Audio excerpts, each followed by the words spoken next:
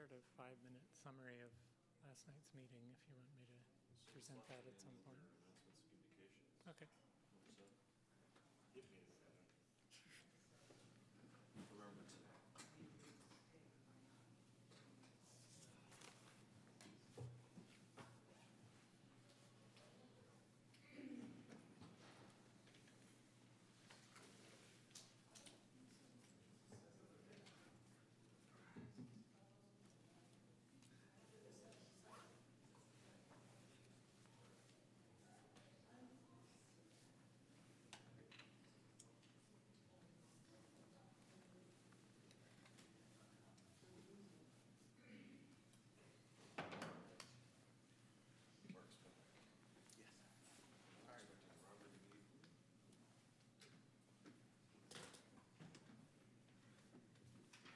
Good evening. Welcome to the, it's still May, right? To the May meeting of the Traffic and Safety Commission here in Albany.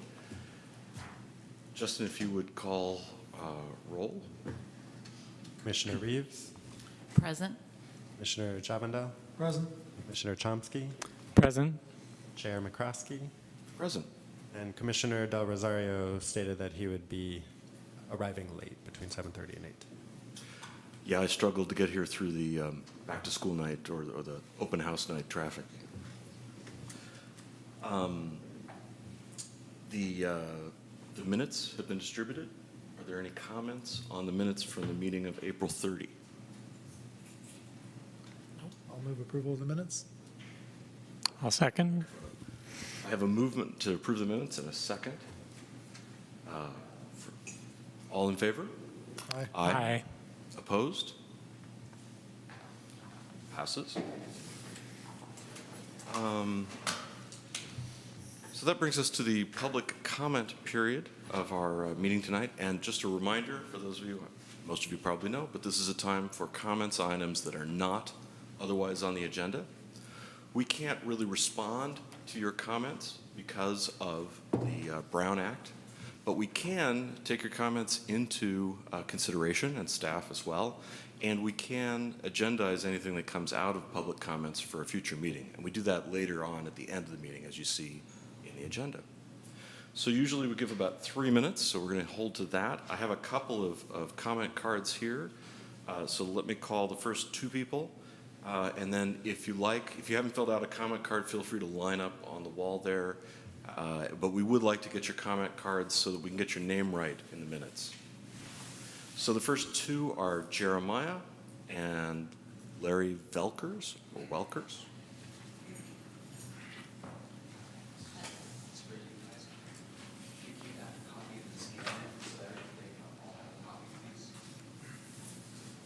Hi, good evening, Traffic and Safety Committee.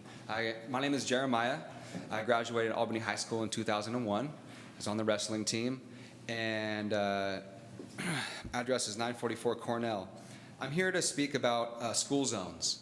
And I came to this meeting probably 2-3 years ago. I was referred by the City Hall, by the City Hall meeting. They referred me to come to a traffic and safety regarding school zones. As you know, Albany is #1 in schools in the Bay Area. Everybody wants to move to Albany for our schools.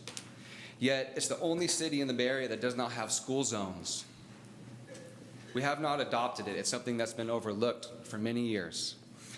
And if you don't know what school zones are, it's the thing in the DMV handbook that says drive slower during drop-off and loading. Right now, the slowest speed limit in Albany is 25 miles an hour. And we actually can't have reduced speed limits until we have school zones. And I have letters dated back to Governor Jerry Brown, 2011. I've been trying to get Albany school zones for about 7 years now. And it's just difficult. So please look into school zones. I went to a Planning and Zoning Committee meeting last night, suggested it, and another City Council meeting on Monday. With this school zones, as part of our municipal code book, we can have double fines in the school zone areas. And that money we generate from double fines, we could fund programs like our crossing guard program. And right now, as you know, we only have 6 crossing guards in Albany. We have 5 elementary schools. We got so many elementary schools. There's not enough. And I've written Jerry Brown, and Jerry Brown says once we get the words school zone in our municipal code book, then Jerry Brown could legally give us the state grant, which is 10 paid crossing guards. It's the same grant for a small city or a big city. It's 10 paid crossing guards and $100,000 for public works every year to repaint crosswalks and have new bright signs. Right now, we only have 6 crossing guards. We were going to only have 3 next year because the University Village isn't going to pay for 3. So still to this day, we don't know how these crossing guards are going to be funded next year.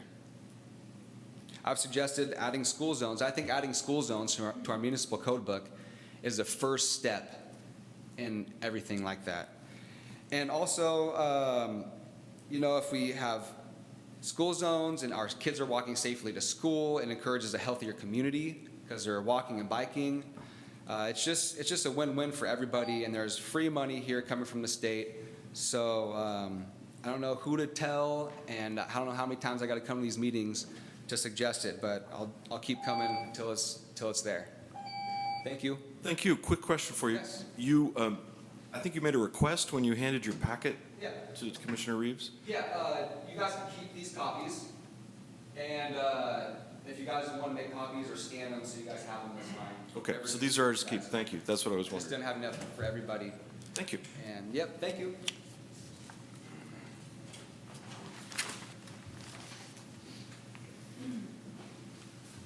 Hi, Safety Committee and Commission.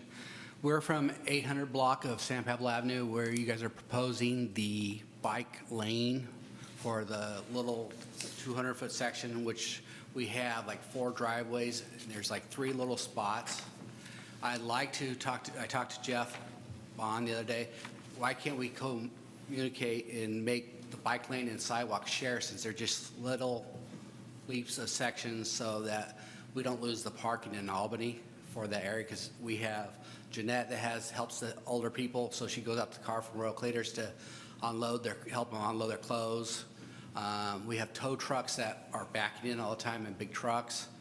So if they take away the parking, it's going to really make it hard for us to block a lane and to pull cars in.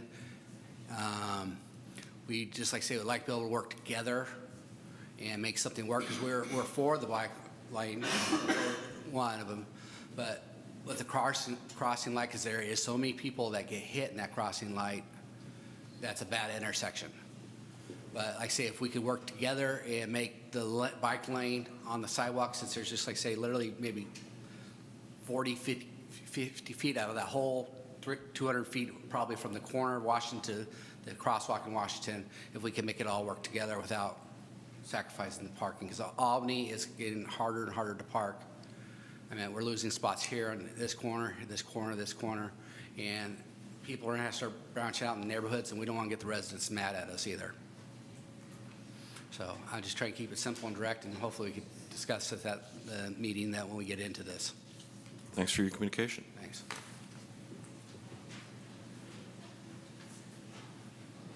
Hi, folks. Thank you for volunteering for your community. I think I know of a few of you, but not all of you. My name's Alan Kane. I manage the Solano Avenue Merchants Association. My handlers wrote me a nice, gentle letter that I was supposed to read tonight. Unfortunately, I forgot my reading glasses. You're going to go with that? You'll laugh later. So anyway, we are here to voice some of our concerns. We have a loaner pair. They need to be real thick, though, real thick. Jennifer told me to cut you down to 10 seconds if you did this. You've already used 10 of it. No, really quickly, though. We are here to voice some of our concerns that appear to be trending in our city. Some businesses have already been affected and will continue to be affected unless we stop and kind of take a larger overall look at our city and the community as a whole. The trend we're seeing is an ongoing loss of citywide parking spaces throughout our business districts. Recently, some businesses along the 800 block of San Pablo have been notified of a plan where parking spaces would be eliminated, which would be detrimental to some of their businesses. It's an insurance agency that does mostly car claims, a transmission shop, a place where you need to drop off laundry. I can't think of a set of businesses that need more consideration. Unfortunately, they were not notified of these potential changes until just a few weeks ago. We're asking you to open up communication and dialogue with not just cyclists and pedestrians, but those businesses who depend on customers who come by car, particularly car-related businesses on San Pablo Avenue. I can't even count the number of mechanics we have on the avenue. All expert mechanics, by the way. San Pablo is a secondary commute corridor for the entire Bay Area. It's 80 light. So when 80 is jammed up, San Pablo becomes 80. So just want to take that into consideration. We don't want to bottleneck the commute. And businesses along this corridor depend on the ability for those commuters to stop and shop at their businesses and use their services, as well as pedestrians, bicyclists, and et cetera. We feel, though, as it's ironic that the people who are paying for the roads with their car registration are now not able to maximize the benefit they're paying for. We do not believe that the intention or goal of the Traffic and Safety Commission is to dry up businesses in the area by removing parking spaces little by little. We do not believe that's the case. We understand the need for safety, but we're also asking you to look at everyone's best interest and not just to serve one group over another. We also wish to expand the abilities of people to shop and visit Albany, not limit them. We set up a runway where you could fly here. Just come on to Albany. Bicyclists, cars, motorcycles. You have one motorcycle parking space in town. There's lots of people that need delivery trucks, UPS, Federal Express, the mail service. There's need for vehicles to park in this town. Years ago, a campaign was put into place to, quote, share the roads. So cars would have to share the roads with cyclists. Well, we hope cyclists will, in turn, continue to share the roads with the cars, as well as the turkeys in town. Thank you. Thank you. Thank you. Good evening. My name is Todd Abbott, Albany resident business owner and board of the Albany Chamber of Commerce. I'm on the board. I'm not the board. I'm on the board. My message is very simple.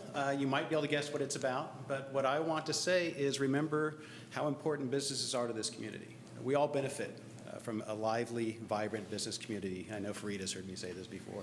Whether it's through revenue to the city, whether it's to convenience, whether it's to having a place for, for your kid to get their first job. It's an important thing, and yet we're a small enough community, we're not that dense, so that those businesses that we rely on for all those purposes rely on other people arriving here, parking, and using their services, rather than not seeing parking and then driving to Berkeley where they can get parking or something like that. So I just want you to keep in mind when making decisions that are going to negatively impact business, keep the full weight of that in mind. These aren't big corporations, these aren't the big companies, these are your neighbors, these are your friends' coaches, these are your friends, your kids' friends' parents. So just keep that in mind and don't lightly ignore that important fact. Thank you.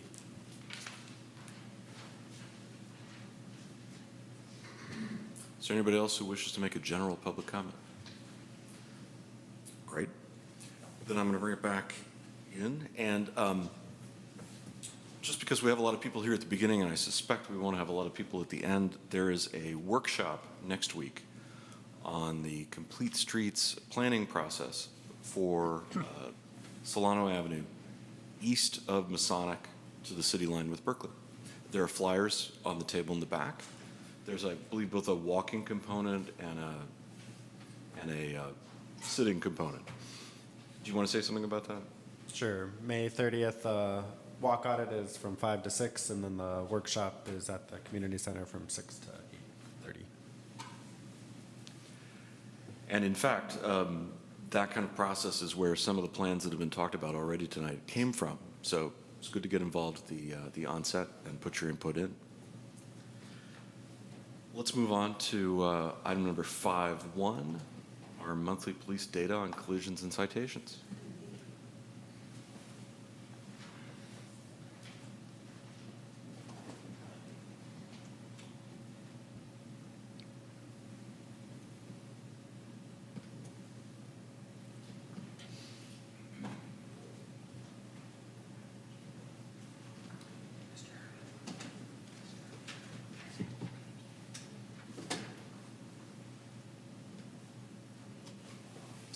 The good news is there's no data.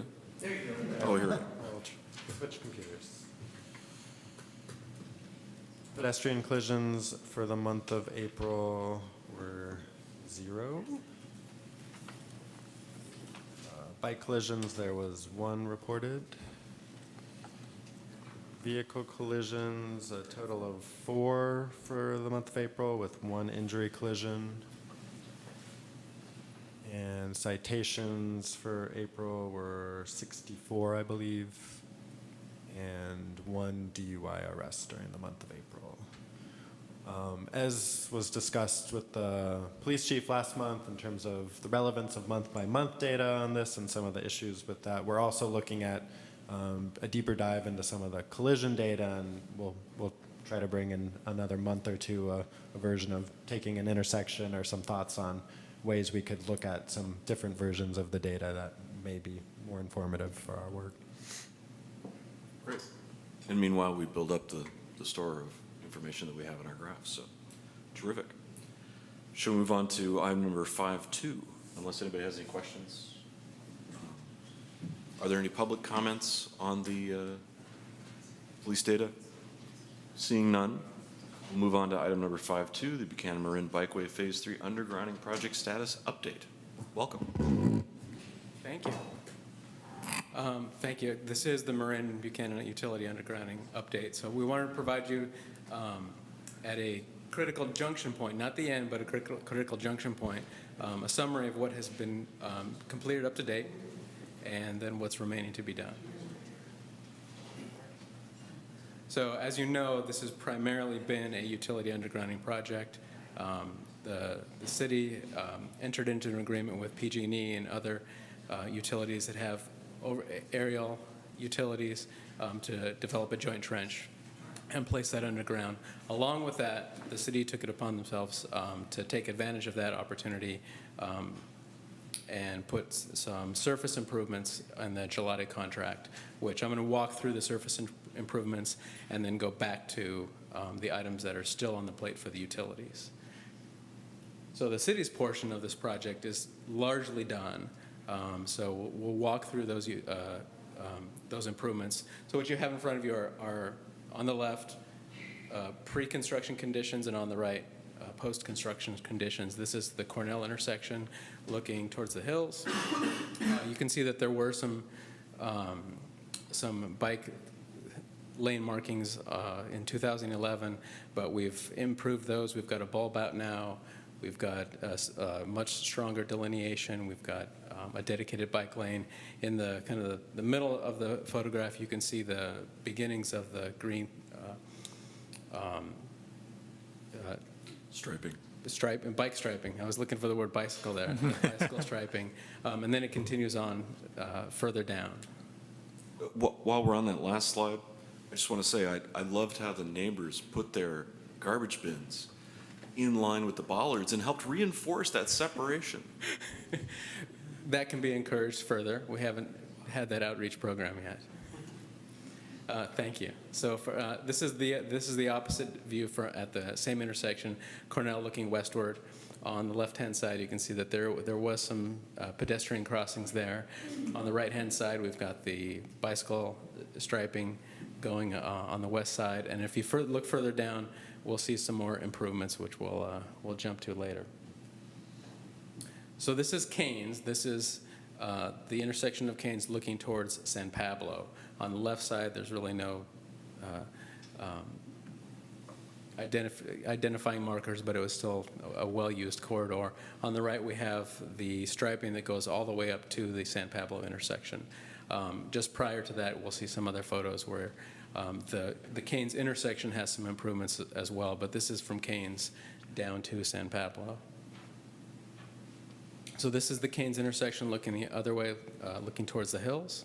And we've got, besides the cone, we've got a few features on here that are improvements. We've got the light, which we'll talk about later. So we've got improved lighting as well as improved delineation for the bike path. So we've got right up in front in the foreground, you've got the cyclist, you've got the striping, and then through the intersection, you've got the continuating dotted lines that connect the path to the other side of the intersection, as well as the pedestrian improvements that cross Marin. And you'll see another photograph of the improved island where you can get some respite in the middle of of crossing. So this is Canes again. This is the looking westbound, but this is the eastbound direction. We've got the island is an obvious improvement. So there's lots of room to stage there as you're continuing to cross. You've got your direction arrows as well as some improved striping on the left-hand side for bicyclists. So lots of good improvements there.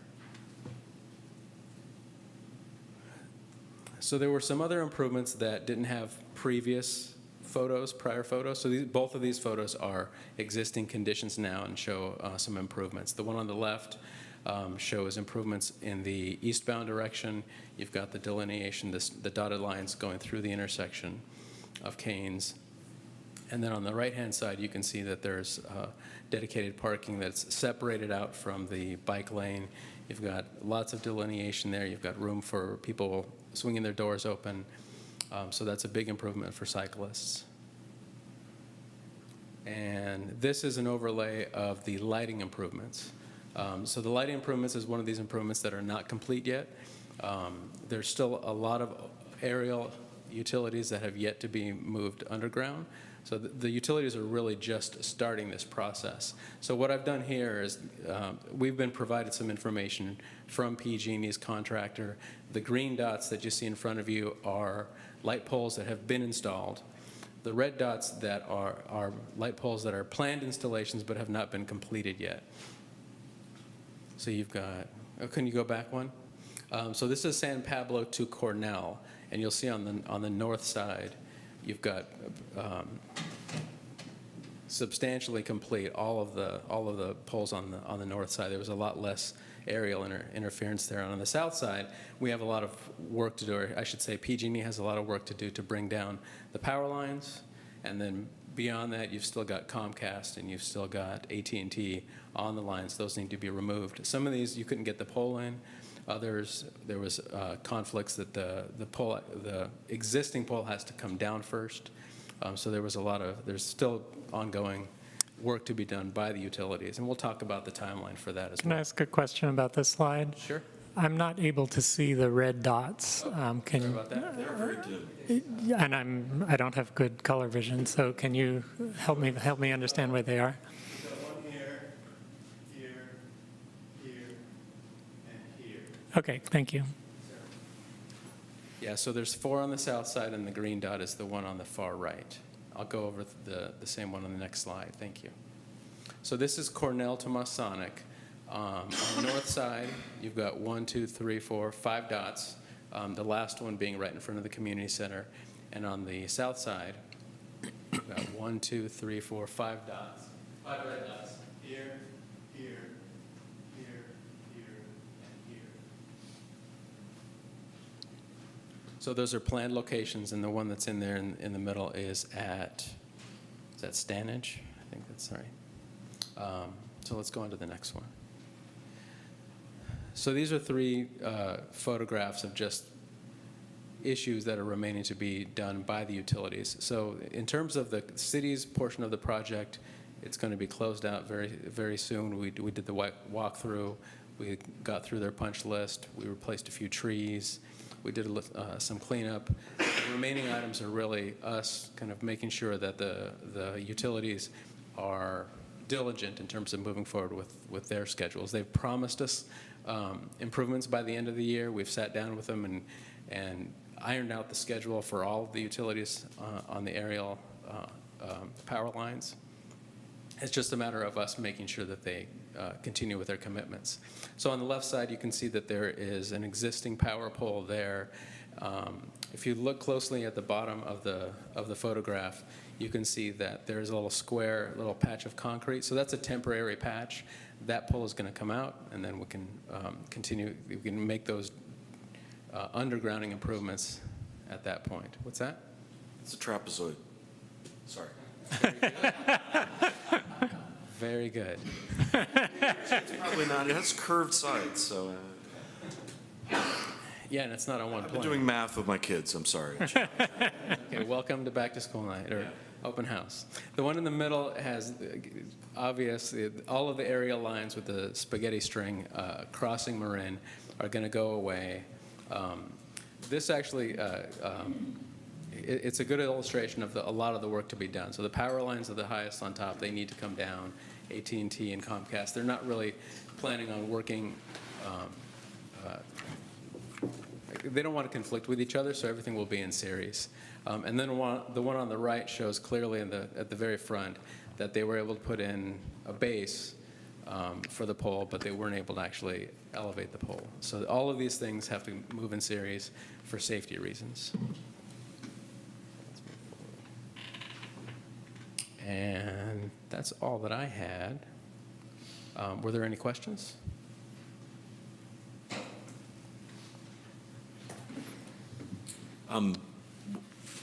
If there are no commission questions, we'll open it up to public questions in a sec.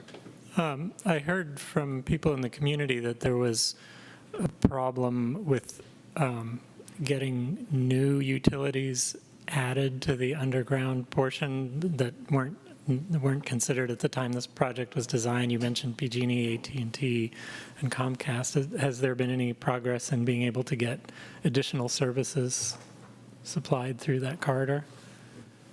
So, I presume you're talking about the Sonic. Sonic is the one I heard about, but people were also saying maybe in 5 years there will be something different that's even better than fiber optic, who knows? But So the participants of the joint trench are PG&E, Comcast, AT&T. From what we understand, Sonic did have an opportunity to participate early on in the project, and I think there was a decision, and I'm not clear on the details of this, and I haven't been able to connect with the Sonic people to confirm that they chose not to be a part of it. I did talk to AT&T, and AT&T does have space available for rent. So similar to poles, they attach it and they can rent space from AT&T's facilities. Absent that, we will work with anybody to install facilities, whether in the joint trench or elsewhere.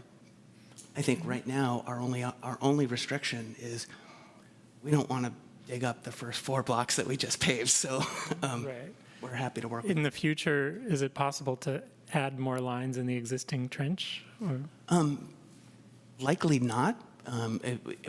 Obviously you could, but it's going to be very expensive. I think one of the things that we did in the design is put the trench in the sidewalk so that we took advantage of the utility companies replacing lots of sidewalks. So that complicates it down the road. So there's no way to add more services without digging it up, basically?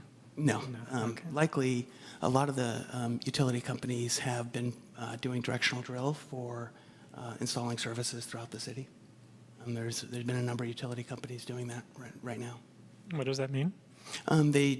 It's a directional drill. They bore a small Horizontal conduit, drilling. horizontal drill, a conduit. So that does make it possible to. Well, that's installing something in the street, but not within the joint trench. I see. Okay. All right. Thanks for the information.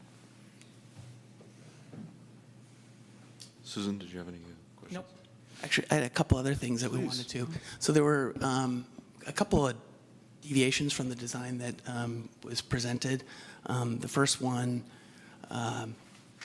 we added about 5 more curb ramps on the east side of the project, and that was taking advantage of you get in the field and you're able to work with the utility companies a little bit more freely with the dollars, particularly at the end of the project when things seem to be going well. And so they installed the last 5 curb ramps basically on their nickel. So I think that's a real win for the city. As well as we paved. The original plans had slurry sealing the first 4 blocks. And as we got into it, that just wasn't going to be a good treatment. The roads were really beat up, and it just made sense to come in and do a grind and overlay, and the cost worked out well. If you look at the money we had in the project to do the slurry seal plus the additional paving we would have had because the street was in such bad shape, we would have to repair a lot just to be able to slurry seal. So we thought that was a good, and I know a good change. And I know it was a difficult day or two while the paving was happening, but I'm hoping people are satisfied with that now.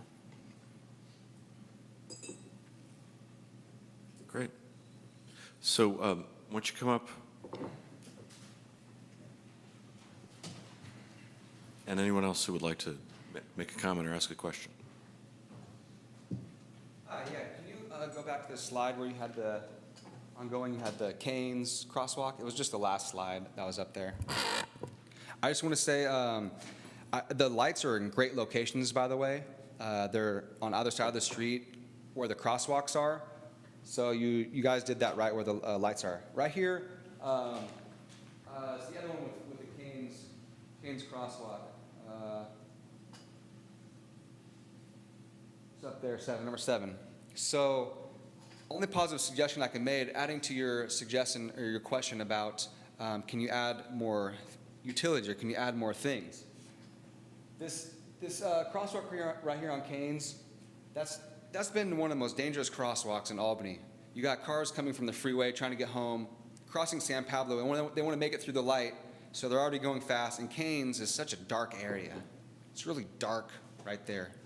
So my only suggestion is, are you able to upgrade that crosswalk while you still have contracts going on to a push-button LED light crosswalk?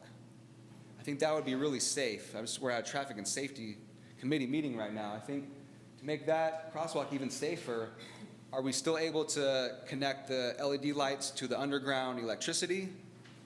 And if that's a possibility, that'd be something great to think about. That's my only positive suggestion for that crosswalk right there. Are you talking about the kind of lights that are embedded in the pavement? Yeah, exactly. And you, on the side, you press a button and or sensor so cars can see you at nighttime that there's someone crossing at nighttime specifically. It's so dark right there. So please think about that. Thank you. Thank you.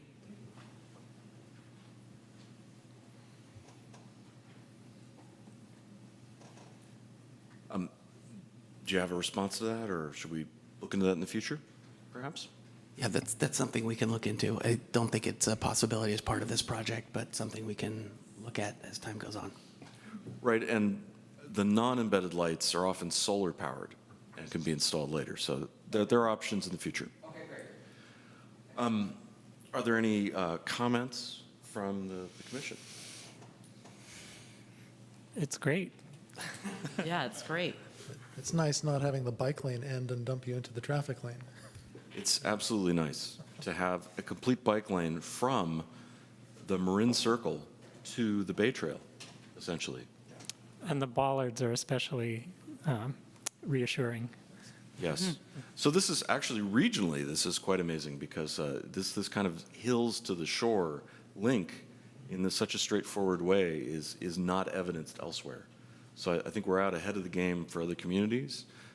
It's not the perfect bike way for everyone. I know my kids don't really consider biking on Marin, and I do it with, when I'm feeling up for it. But the fact is we have a bicycle facility that goes all the way from the hills to the bay, and I think that's worth some congratulations and celebration. So thank you. Thank you. Thank you for your presentation. Let's keep things moving and go into item number 6.1, the request for the blue curb at 1119 Key Route Boulevard. Yes, this item is, the city received a request to convert one street parking space in front of 1119 Key Route Boulevard into a blue curb disabled parking space. The resident requesting this did submit proof of being issued a disabled person parking placard by the DMV. The resident cited weekend lack of space as a main issue. It's not as big of a problem during the week, but there's a lot of weekend traffic in the area, and difficulty walking makes it harder to access her home, as well as a steep slope of the driveway that makes it hard utilizing her driveway parking space. Staff did not receive any comments or inquiries from the neighbors that were notified of the application.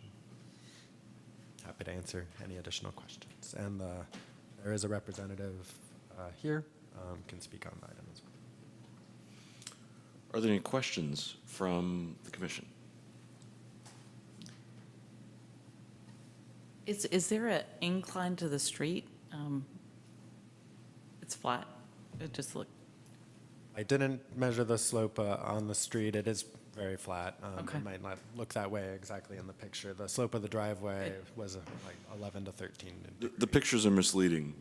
I think it's pretty flat. good. Okay. Are there any comments, public comments from folks who are not associated with the application or who might be neighbors who otherwise want to make comments on this item? Jeremiah?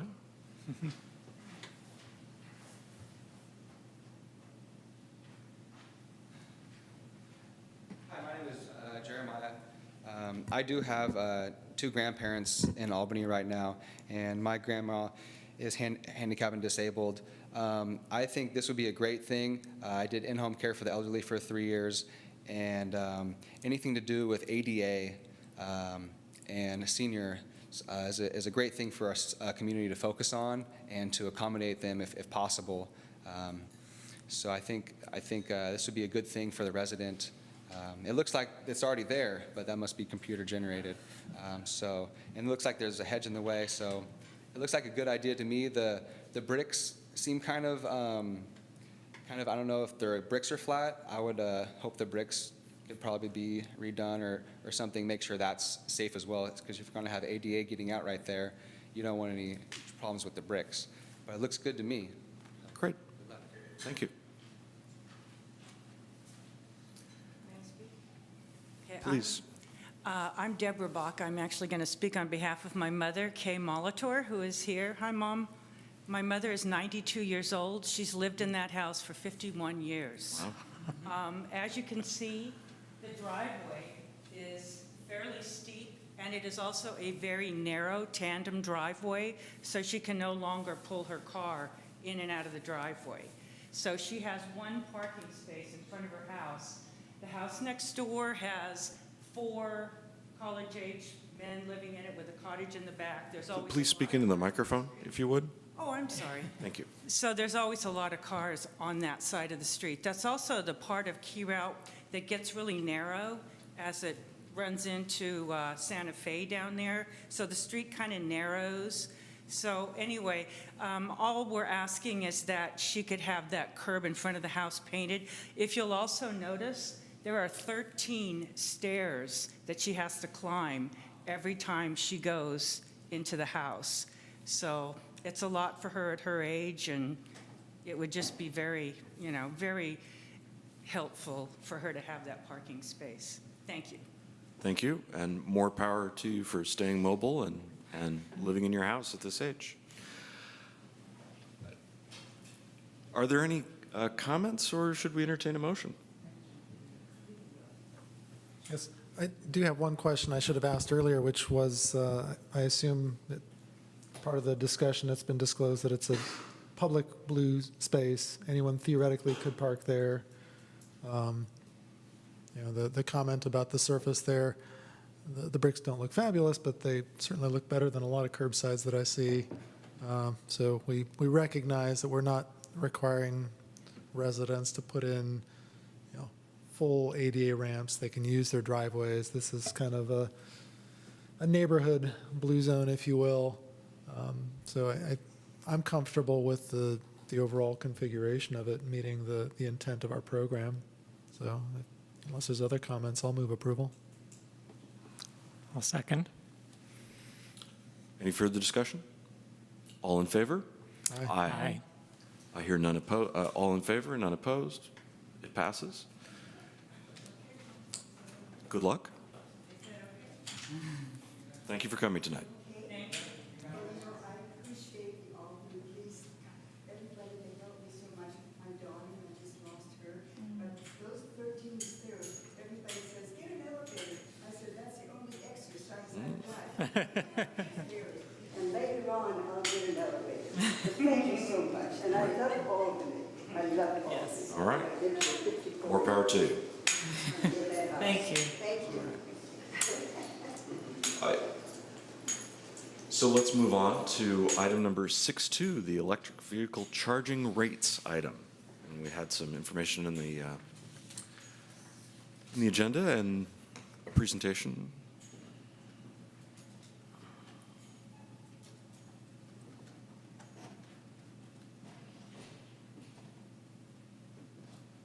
Hello, good evening. Good evening. My name is Chelsea Plevy. I am the City of Albany's 2017-18 AmeriCorps Climate Fellow. And for the past few weeks, I've been reviewing and analyzing electric vehicle charging policies in the Bay Area and more broadly throughout California. I'm here tonight to present my findings in hopes that you can use your knowledge of traffic and transportation policy, along with your familiarity with the City of Albany, to determine an EV charging rate and time limit policy recommendation that will best fit the city. So, we are working to encourage electric vehicle use as part of our climate action program. City Council has set ambitious greenhouse gas reduction targets of 65% reductions over 2004 levels by 2035 and carbon neutrality by 2050. These goals will require fuel switching, which means moving away from fossil fuels and towards electrification. Encouraging electric vehicle use and ownership will help meet these goals. Excuse me. I understand that's the goal. Do we have any information on how we're doing? So we are in the midst of creating a new climate action plan that will really help us. Right now we're actually in the process of hiring a consulting firm that's going to help us create that plan. And in that plan, there's going to be a number of measures that are going to really help us reach that, hopefully, climate neutrality goal by 2050. So we don't actually have a lot of data right now. We do. Well, I think my question is those dots, or does the line from 2005 to 2020 have any data about actual performance past 2005? Or? Yes, we do. And I can follow up with you on that if you are interested in looking at that data. I'd be more interested in sort of a general idea of whether we're on this path. Are we following that green line? Or whether we're off of it. Right. For the most part, we are on track. I think as of right now, we are at 17% reduction, Claire, from our. Okay, yeah. I'm sorry. We need to get out on the tape what she's saying. So if you would repeat what Claire was saying. Claire says 17 to 19% reductions from that 2004 baseline level at the moment. And yeah, like I said, if you do want more information on that, I'd be happy to provide that to you later.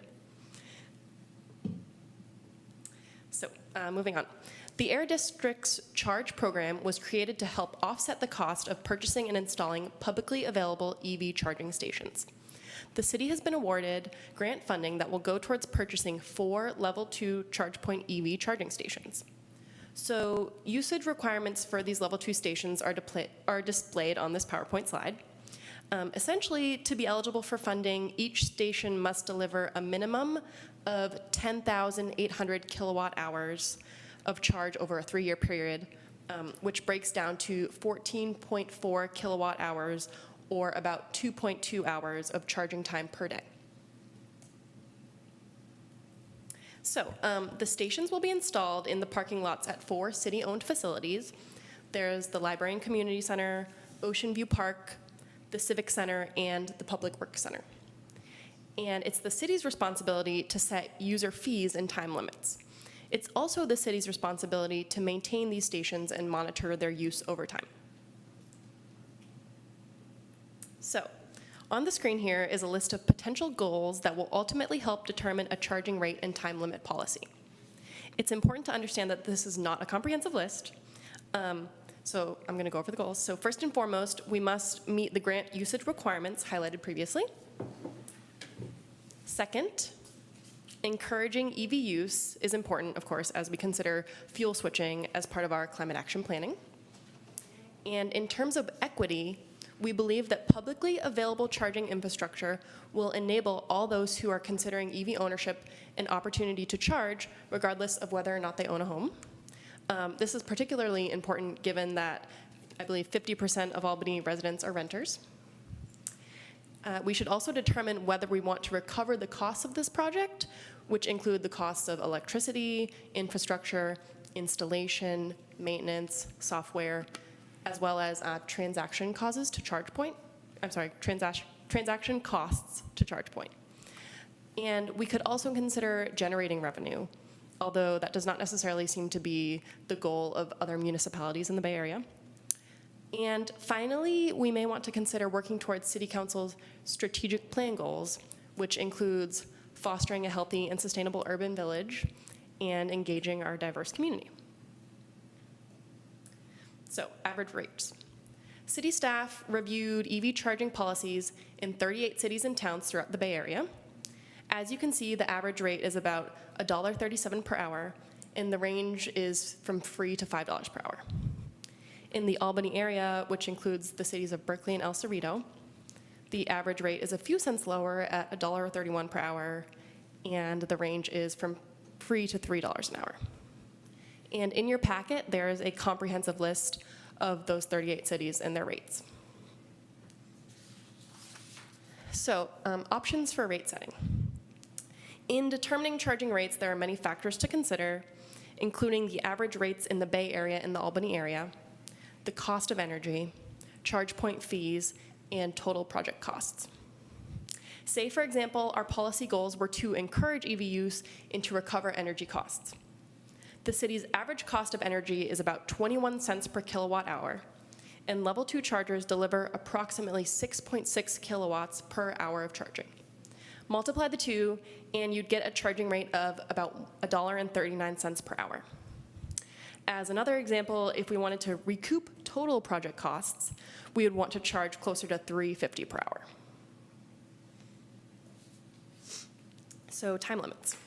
It takes an average of 4 hours to fully charge an EV with a level 2 charger, but in general, level 2 charging stations are ideal for allowing customers to park and run errands for an hour or so while getting a small portion of charge for commuting distances.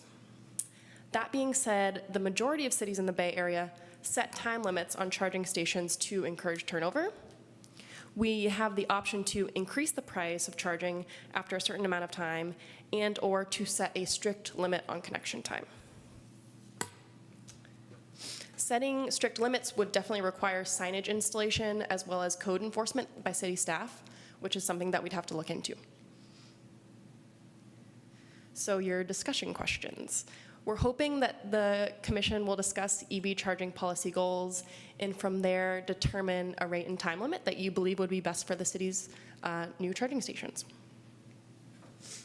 And in terms of next steps, based on tonight's conversation, we will bring a policy recommendation for rates and time limits to council this summer, potentially in June. And the ChargePoint Level 2 chargers will be installed this fall. And from there, staff will actually work to develop a policy for purchasing EVs for the city's own vehicle fleet. And we will also be sure to monitor the use of EV chargers and amend the policy if we feel we need to encourage more charging station use or quicker turnover, or also if we're not meeting the grant requirements. And that's all I've got. Thank you for your time. Claire and I are here to answer any questions if you have any. And we look forward to hearing your feedback.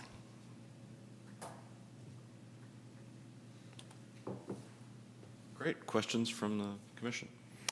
You mentioned that we have to average about 2-point-something hours of charging use per day to meet the conditions of the grant. Is that per calendar day or per business day? I believe it's per business day because in total, ChargePoint considers 1 year to be 250 days. 250 days. Okay, but the cost is the same any day or any hour. It's not like metered parking where it gets cheaper on weekends. Well, actually, some cities change their rates. Change their depending okay. on the time of day. Yeah, and there is the potential to do that if we wanted to say free parking on certain days. ChargePoint's, the system that they use, it's super flexible, so there is definitely that potential. Okay, thanks. Other questions? Susan? Nope. Okay. I got my questions answered. Are there any comments from the public on this program? Jeremiah. Hi,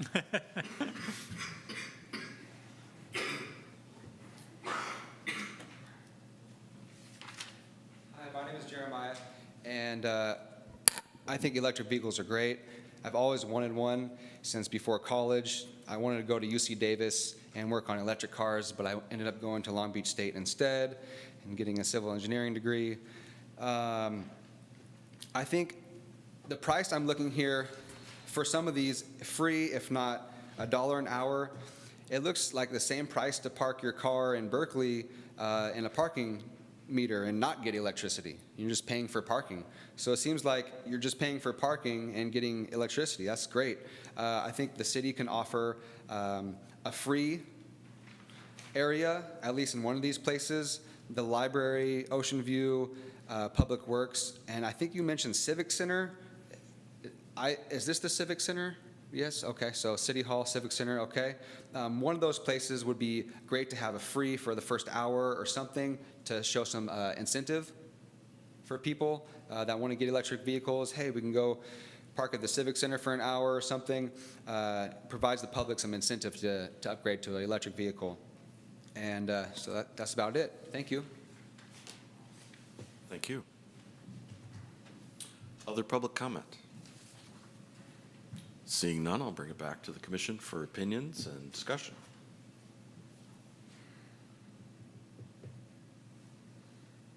Nobody's jumping in, so why don't I? Why don't you start?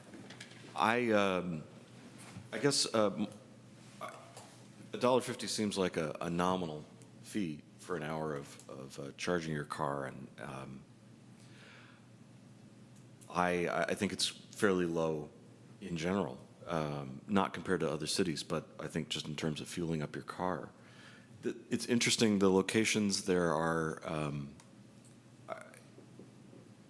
let me look at them again, but except for perhaps the library, or it looks like there's sort of a multiple program here. I mean, if you're talking about having city vehicles in a fleet, then these stations are very well placed to support that.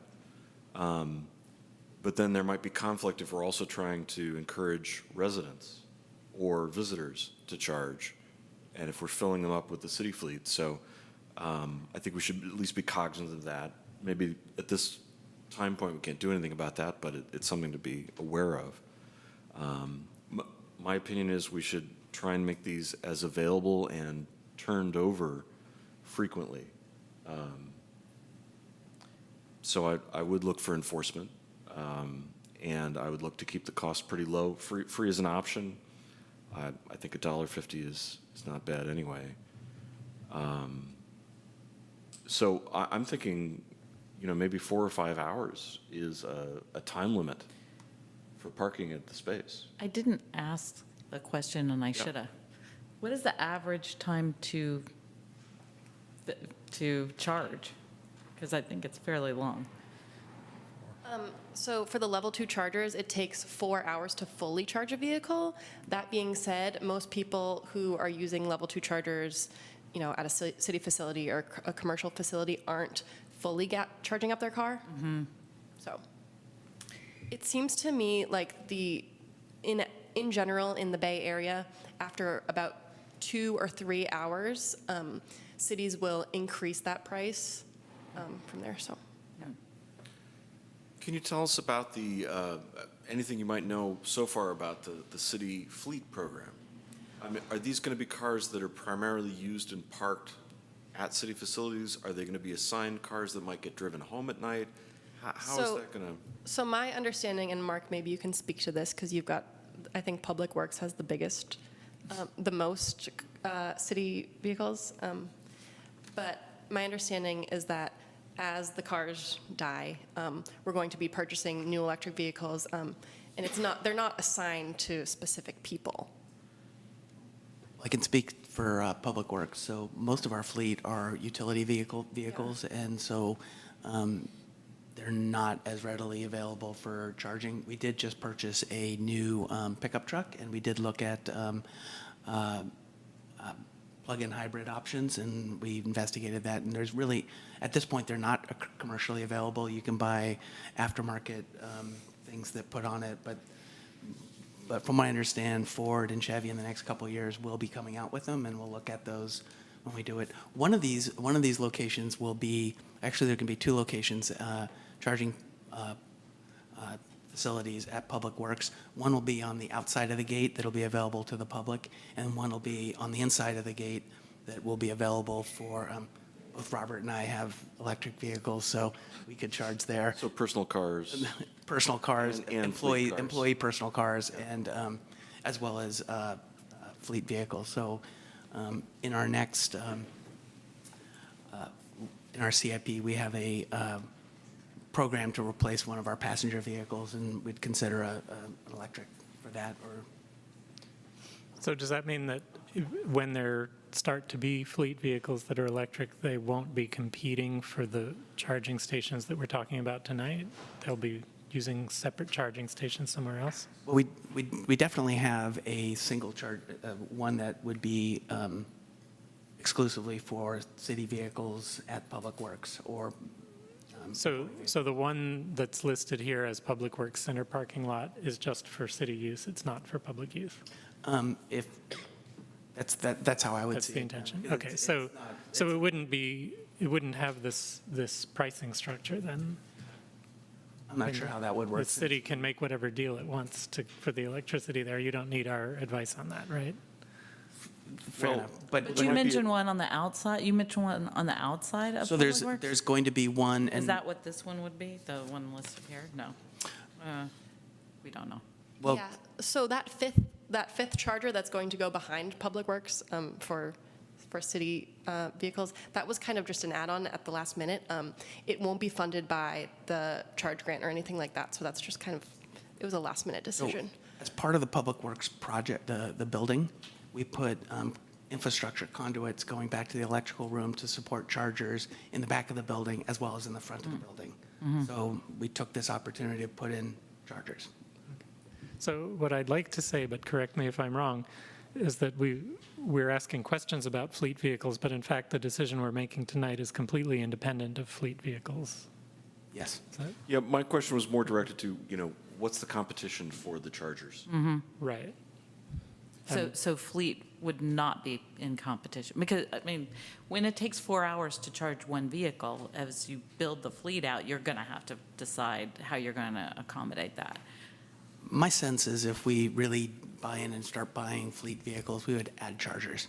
Yeah. Just, You would add behind-the-gate chargers? Pardon? You would add more behind-the-gate chargers? behind the gate chargers, or at other facilities, just have more chargers.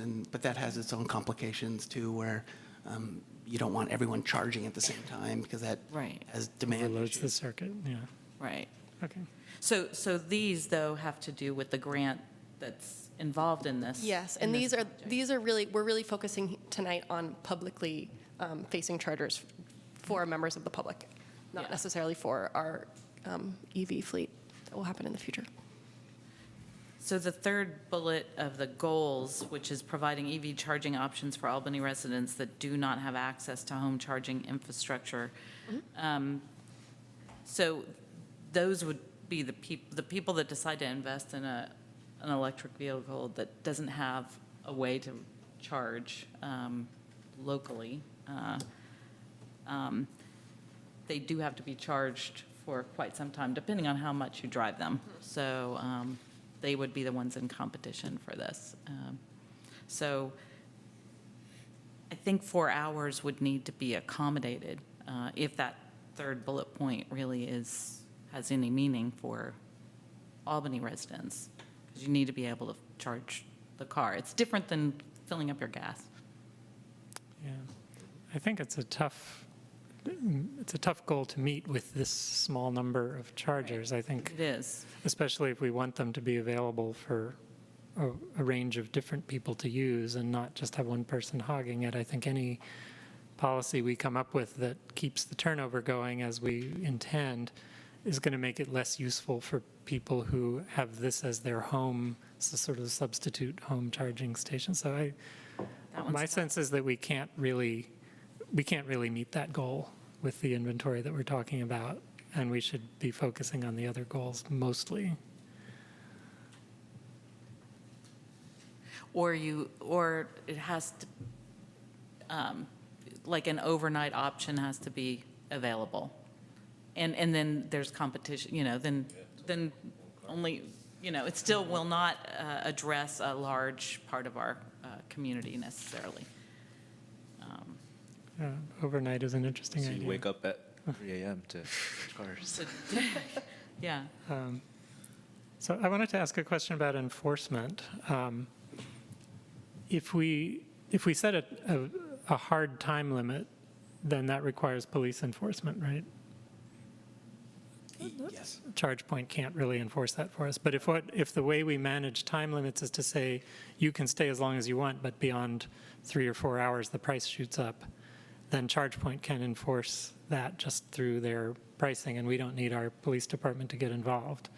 But we still would need the police to make sure that nobody is just parking a car there and not plugging it in, right? That the car that's in that location is actually plugged into the charger. But I would think that's easier to enforce because you can do it on the spot. You don't have to come back 4 hours later and see if they're still there. You can see immediately if it's in violation. That seems to be more akin to you're parking in an ADA spot without the proper Right, tag. or your meter has run out or Or something. meters run Yeah. out or something. You don't need to chalk the tires. Do these lots already have time limits? I should know that, but I don't. No. So we don't have any time limits enforced in any of these 4 lots? No. So I think we'd want to put as, I might have Yeah, Claire's misspoke. coming up. okay. At least at this lot here at City Hall, there are a couple of spaces that are marked 20 minutes. So there are some time limits, but other than that, none that I know of. It's no parking overnight spaces in any of these areas? Like Ocean View Park, maybe? No? I'll have to follow up with you on that one. I'm not sure. I'm not that I clear on know that of. either. Okay. And I know at Public Works, we get a lot of people from the gym parking at our space over the weekend. So, and it seems like there's people there all the time. So I think we don't want to burden the parking enforcement department more than necessary, and that's one of the reasons why I would prefer to have a graduated rate rather than a hard time limit. Another reason is just a general sense of flexibility. In the long run, I'd like to move the city toward a more kind of dynamically priced concept for parking and demand-based parking rates, and we can try to do that a little bit in the course of this. But one principle is that instead of saying you can park for this amount of time and then you have to leave, you say you use it as much as you need it, but we price it so that people don't overuse it. And I think a graduated pricing system where it starts at something either free for the first hour or $1 or $1.50, and then after several hours goes up to a much higher rate, that gives people the choice. But I wonder if these meters charge once you've charged? Like, That's is my it charging question. just for Once the the battery's electricity? full. It's not like it's a parking meter. Right, when the battery's full, Does the charge continue as long as you're hooked up, or does the charge continue until you stop drawing more power? I could answer that. So the charge will continue. So you will still get charged if your battery's full Okay. and you're plugged in. And will in some get billed. places, Get yes, billed. and some places make that very expensive. Ah. regardless So of, so they actually sense when your car has completed its charge and then Yeah. They raise the rate for time? Exactly. They monitor energy flow. so the rate is dependent not only on how much time you're there, but also whether your battery gets full. That's an interesting Wasting option. the charger. Yeah. The resource, yeah. Certainly, in Berkeley, there's been just tremendous competition for charging spaces. People who overstayed the time it was necessary to charge, got in, battles with each other to the point of one person at least, like, super glued a nasty note to the windshield of a car that was still parked in the charger space. So, this idea that the rate goes up if you're finished charging, that we should have hard time limits, that we should have escalating rates, I think all of those are really important because for all that I view this as a phase one increment, this isn't going to satisfy the whole city with 4 chargers. That's nowhere near being true, but it's a start.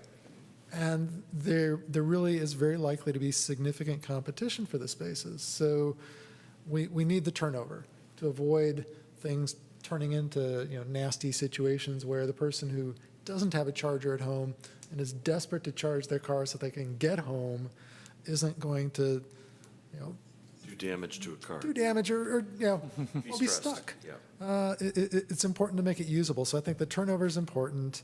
Whether we start with the first hour free, whatever, we do need to have some charge. I think the $1.50 to recoup our ongoing energy costs it is fine. But then the escalating after you're done charging, and I agree with Harry that we don't want to burden our enforcement staff. But at the same time, I think we should give them the tool that if it's necessary, they have the authority to tow a vehicle that the person has come out and unplugged the charger but hasn't moved their vehicle. Yeah, definitely. Things like that. We have to have enforcement tools. Otherwise, we'll find ourselves coming back and having that conversation 6 months or a year from now anyway. Yeah. So So my suggestion about enforcement was that we don't enforce a hard time limit. We use pricing instead, but we do enforce that if you're in the space, you have to be plugged in and on the clock. Has Berkeley addressed the issue of overnight time limits and? so far, no. Our chargers are mostly in the garages, which close overnight. So as long as the garage is open, you can use it. I think And in there's answer to a previous question, you do have to pay for the garage in addition to the charging. we have one on-street charger at the West Branch Library, which we don't control overnight parking, but we do have. The thought there as we were setting it up was, since we weren't charging for a fee for use of the charger, how would we get people to move? This was before we had regulations restricting the time limit, because that was something we had to come back and set a 4-hour time limit that was enforceable. And the thought was, well, we could put a meter there. And that way it won't be the one free spot in an otherwise parking meter controlled zone, which would tend to lead to people violating it because they didn't have to charge, but they didn't want to pay for a meter. So, I think a lot of what we're talking about, the idea that, we have an escalating fee over time, that's the pricing mechanism rather than a hard time limit is fine.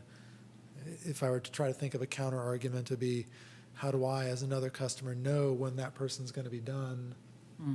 Maybe I just have to keep coming back and checking, because I also don't know when they arrived. So if it was on a 4-hour clock, I don't know if they've been there 1 hour or 3 hours already. So I'm okay with that, of just making it be the pricing so that people will be somewhat self-policing, that they'll come back and get out of that space as soon as they can so they don't incur a big charge. Some of the services show if it's open, do they not? Or I think. Do you have an app to see before you I get have there? an electric car, and I got stuck at SFO. And I was able to go on my phone really quickly and see the way they handle it. They charge a lot for being in the parking garage, and so it's free. But it showed that where a location was where one was open. So I don't know if that's true for this one, but And then by the time you got there, it was still open. it was open. It takes a while to charge, though, to make Yeah. sure that you get home. So it's a good, I think Albany needs to have something like this, because that Is that a possibility that people can check the availability of these 4 sites without having to go there? I'm not sure about this service, but. So I'm looking at the ChargePoint app right now, and it does show the locations, and it shows a green dot when it's available. And I'm just looking at one that's in use right now, and it does give you some information. It talks about it. It says it's. It gives you being a Toyota Prius is being plugged in right now. Does it say how long, though? There's 2 hours here, and I don't know if that's it's an estimate of how long it'll be there. So I think there's some information on the app, but I haven't really used it. That's all kind of bonus information for users, hopefully that makes it easier, which is great. But, kind of the question to us of, what should the cost be? Do we want a free first hour? Do we want to just jump right to $1.50? When do we want it to increment up? Well, I 2 think hours, 4 hours, what? I think the way to answer, one way to try to answer that is to look at that list of goals and maybe strike some of them off as less important, and then see what we can do with our pricing to meet the ones that are still important. So I think providing charging options for residents, I would say that maybe if we allow an overnight option, that could be keyed toward that goal, but that our daytime charging should not really consider that as a prime goal. Meet grant requirements, definitely. Encourage EV use, definitely. Advance equity as much as possible. Recuperate costs, I would say, is a lesser goal. Generate revenue, I think we should strike.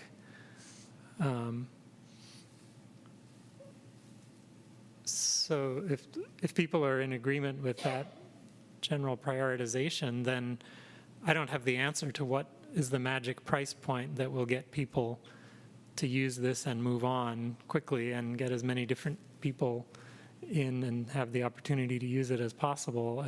If it's too high, then people will be scared away, and if it's too low, then people will stay there longer than they need to, and we won't get all the usage we could. That's always the challenge with parking demand management. But I would hope that whatever we come up with tonight could be a starting point, and we can monitor.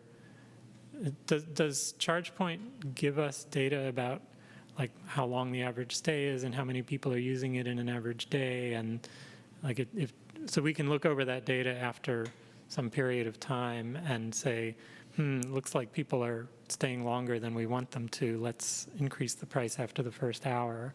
Or it looks like nobody's using it. Let's lower the price for the first hour. Or whatever adjustments we want to make can be based on reliable data. That would be really helpful. And I think that takes a little bit of the pressure off of us tonight to come up with a perfect answer, because I don't think we know. I'll kind of comment on the equity part. As electric vehicles start to become more affordable, I worry a little bit less about that. There's certainly plenty of perfectly expensive electric vehicles out there too. And on the assumption that someone didn't spend all their money buying that vehicle, but they had enough to afford it comfortably, they're going to be less price sensitive to those kind of long stay overcharges, which makes me a little bit nervous that if you can afford it, you can afford to waste the space. And that doesn't feel like it's entirely equitable versus saying, you know what, there's a hard limit after 5 hours or 4 hours, you just got to leave. Whether you've got $1 million in the bank to keep paying excess fees or not. The free first hour sounds like a good deal for someone who maybe is on a tight budget. That seems reasonable to do. So it's kind of between those two bookends. Well, the gaps.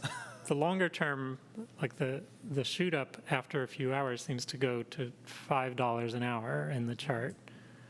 And I can't imagine that even a Tesla owner would be eager to waste $20 by leaving their car in a place when there's a perfectly good parking space right next to it.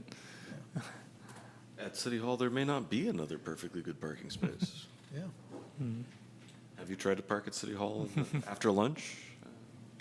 But most people parking at City Hall most people who really want to park at City Hall probably aren't staying that long, right? If they're There's a lot of in and out for here. the front desks.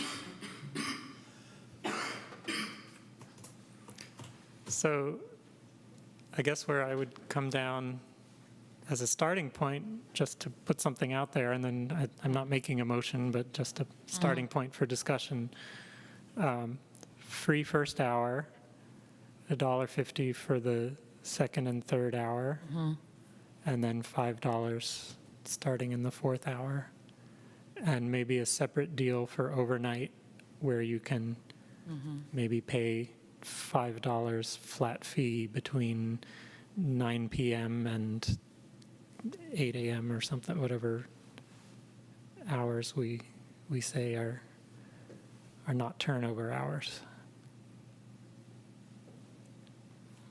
Is the free first hour, is that to address the equity concerns?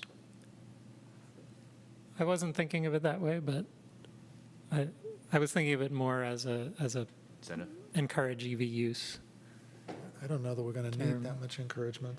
Yeah. I do view it more as an equity thing. Yeah. I guess to me, the equity consideration is more about people who don't live in a place where they can personally install a hookup for an electric car. Yeah.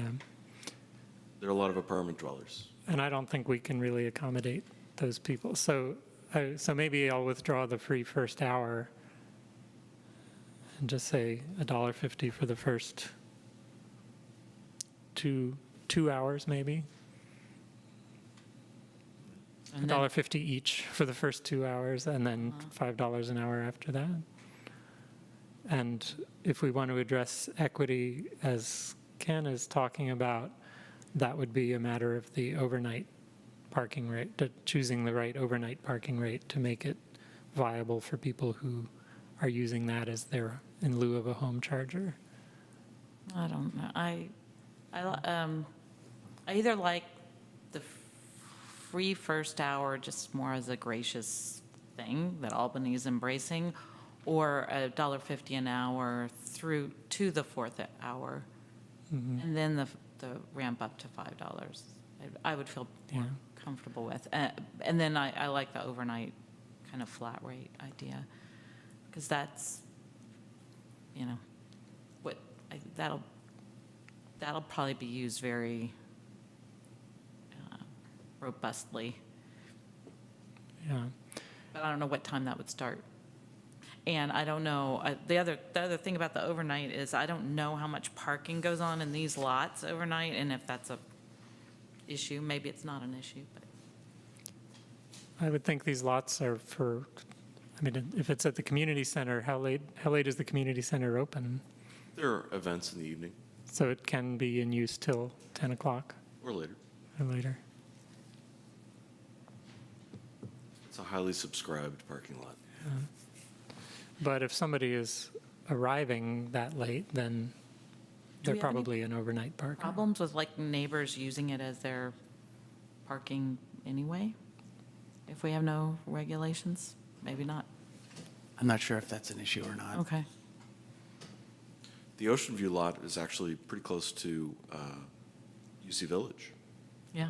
There's a gate from the back of that playground.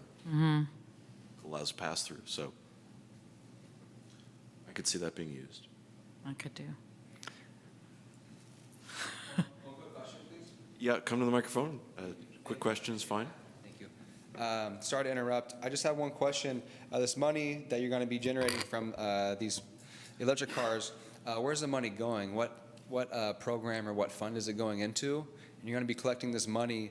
Is that money going to be used in the future to buy more electric charging stations? Or are we able to use that money to fund crossing guards? Or just where's that money going? That's your question. So if you noticed in the slides, the program cost was what, $80,000? Is that per year or overall? Overall. And the life of the project is several years?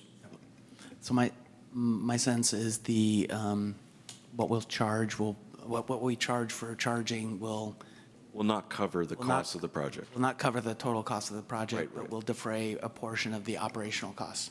Right. We heard in the presentation that to recover the cost of the project, we need to charge $3.50 an hour, right? Right. And we're So definitely. we're not expecting to add money to the city coffers. We're expecting to slightly reduce the amount that's spent on the project. Was that $3.50 an hour, was that based on all hours in a day, or what was that based on? That was a pretty ballpark estimate. Okay. Just because we don't want to. It was a ballpark estimate just because we don't know, like what the use is going to be of the chargers. So So it wasn't based on every hour in this, however many years you're looking? no. Okay. So maybe, it's actually might be a good question if we have a lot of robust use, if there was extra money. I don't know. I'm not sure that that's going to happen. I think we could review that at a future date. Yeah. Do we know what the equivalent cost would be of charging at home? Is there a cost for that? If you have your own charger? I mean, maybe there's too many different chargers to figure that out. No, so it's more directed off the rate. I haven't really looked Okay. at that closely. Has to do with Sorry. your, Robert, have you? No? Cents, dollars? There's a rate schedule you can get on for PG&E for charging, and I haven't. if you charge overnight, you get a discount. Okay, so nighttime. But I don't, my husband does it. I should know, but I don't. And it depends on what kind of charger you have, for sure. Level 2 is different than some of the home chargers.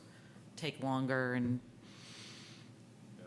I think that speaks to the number of variables involved. it's seriously. And the fact that, you haven't signed up for the lower rates would indicate that keeping it simple might be better, as much as possible, just to be clear. My preference would be not to offer a free first hour unless we think it's necessary to attract usage. Fareed has expressed that it's not necessary. Let's let that one go. Okay. So Does we were talking about 150 seem like the right, for the basic hour? Just to cover operating cost. Yeah, It's a little higher than most of the.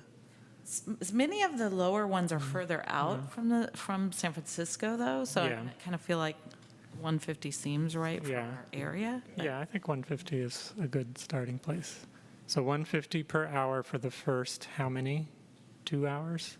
3 hours? I'd say 3 to 4. 3? Well, I mean, if we think about the suggestion, say the first 2 hours being at $1.50 and then going up to 5 after that, a typical 4-hour charge would cost you $13. If we went with the first 4 hours being at $1.50, then it's $6. And you don't really get the penalty charge until, after that. Yeah. Assuming we don't want to just set a hard time limit. Yeah, I'd favor 2 or 3 hours as the limit for the introductory rate. Yeah, So- I think, I agree, because I'd like the disincentive to start kicking in before like a total full charge occurs. To keep it moving. Yeah, What about 3? I can live with 3. Yeah. first 3 hours. So $1.50 per hour for the first 3 hours, and then $5 per hour beyond that. And do we want to have an overnight deal? So I guess first question for me would be, what are the time limits for overnight? And I could see midnight to 6 a.m., or maybe we stretch it. I wouldn't want to stretch it too much, because again, But we want people to be able to park their car and then walk home and go to bed. yeah. But then if there's someone else who's also counting on charging overnight, Yeah, maybe it's not, maybe, yeah. yeah, but it's kind of that's kind of the point, is at what level do we say, it's enough time for someone to park the car, walk home, Get a sleep, full night's sleep. get a full night's sleep and come back. So I think 8 hours is pretty generous. Do we squeeze it down less than that?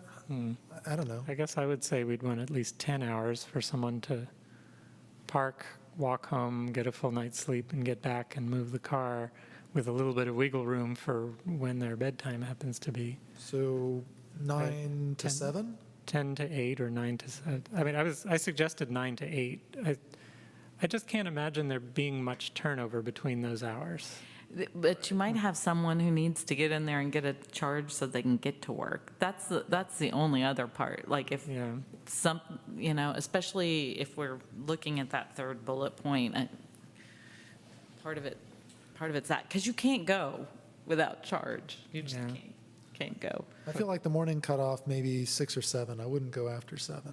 But if it's 6, then people have to get up before dawn to go move their car. Go move your 7 is car, go before back home, dawn, finish getting right. Yeah.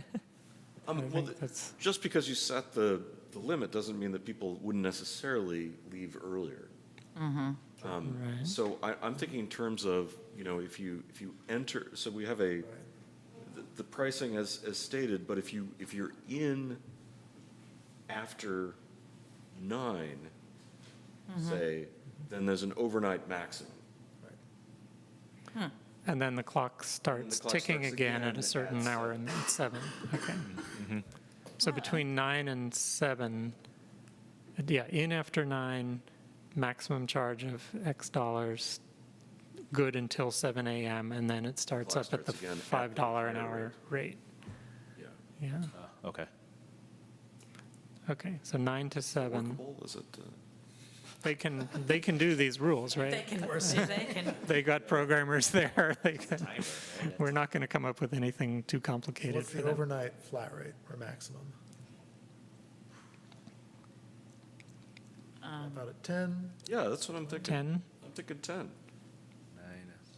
That's 2 times the maximum hourly rate, and it's only a little more expensive than a normal 4 hours, 3 hours. Oh, no, 4 hours.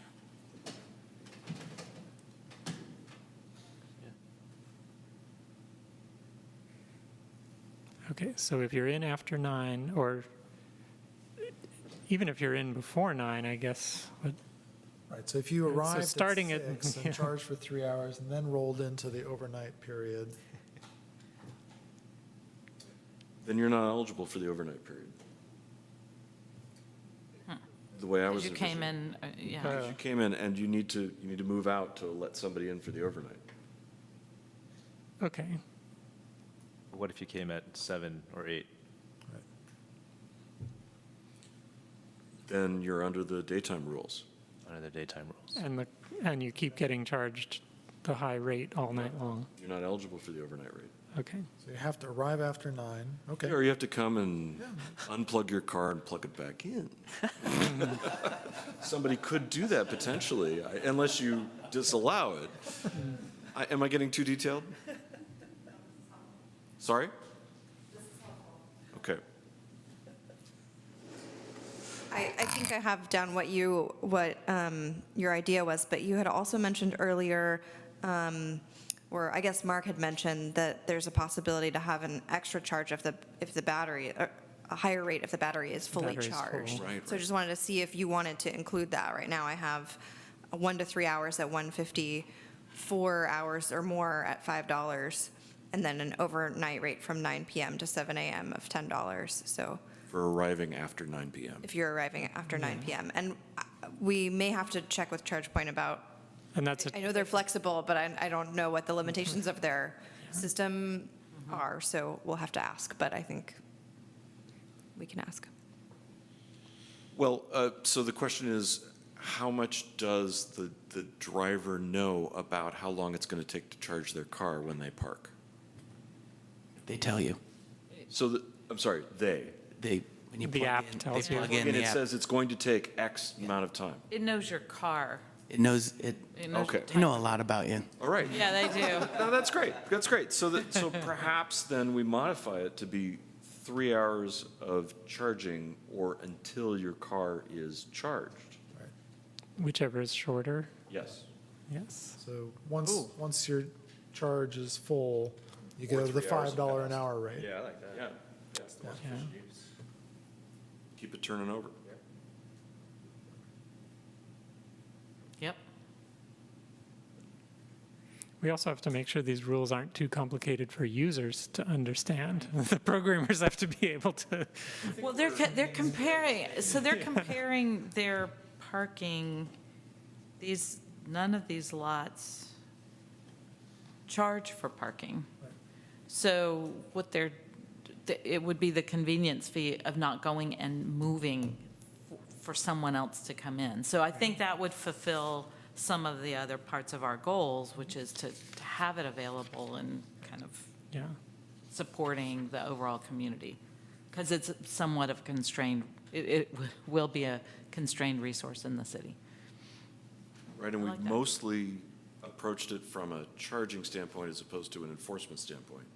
But we want to maintain the ability to enforce. Okay, so the only piece we didn't close out yet is when does the overnight flat rate period end in the morning? 7. I think Did we say 9 to 7? 9 to 7? Okay. Sounds good. So are you going to go digest this and then make a proposal to council, or do you want us to move a recommendation to council? That's up to you. I think if you're happy with what you've discussed now, I think you can make a formal recommendation to council. We're planning to bring to council in late June or early July.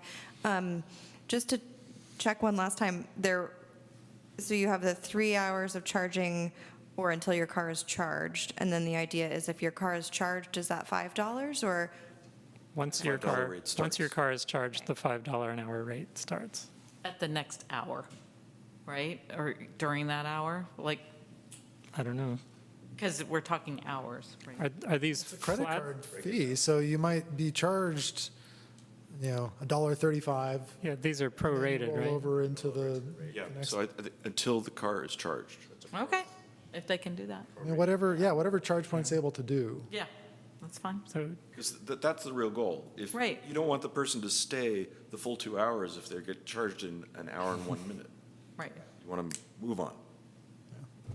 Yeah. yeah, And similarly, you're not going to get charged $3 because you stayed for 61 minutes.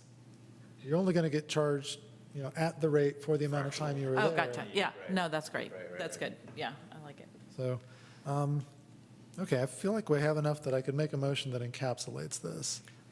could we just make a motion to recommend the plan that we've discussed? Or does the motion have to enumerate all the terms of the plan? Reed has a good history of being able to He's good at it. wrap his lips around these things. Let's do it. Give it a shot. So Do we want to set it up, as you make the motion, do we want to set it up with some ideas about the goals behind what we're recommending, as opposed to just the straight numbers? Yeah. And also an intention to revisit once we have data from how long, 6 months, a year? 6 months? 6 months? To revisit? Good.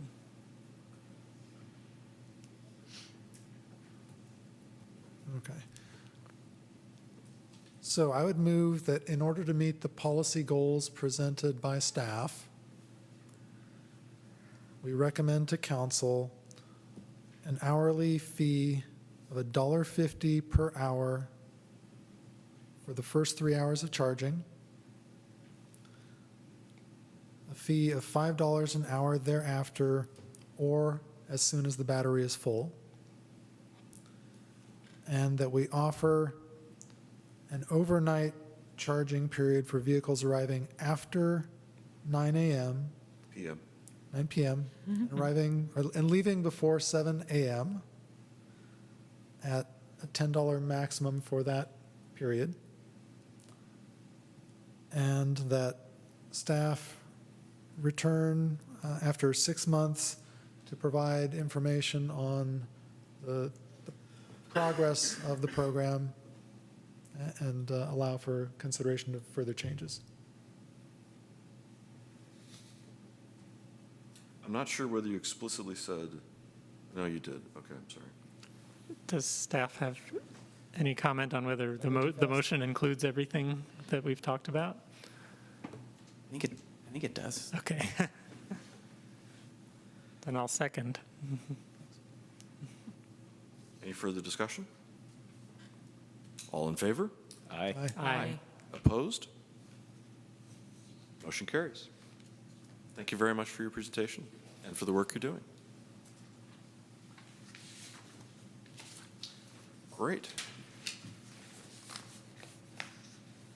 We're going to move on to item 6.3, the Evelyn Avenue Paving Project.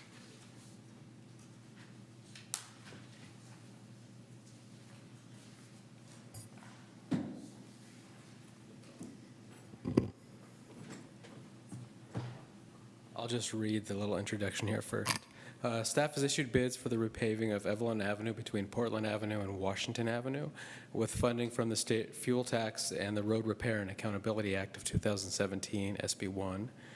Recent changes to the final design include a new curb ramp installation. Staff will present the design.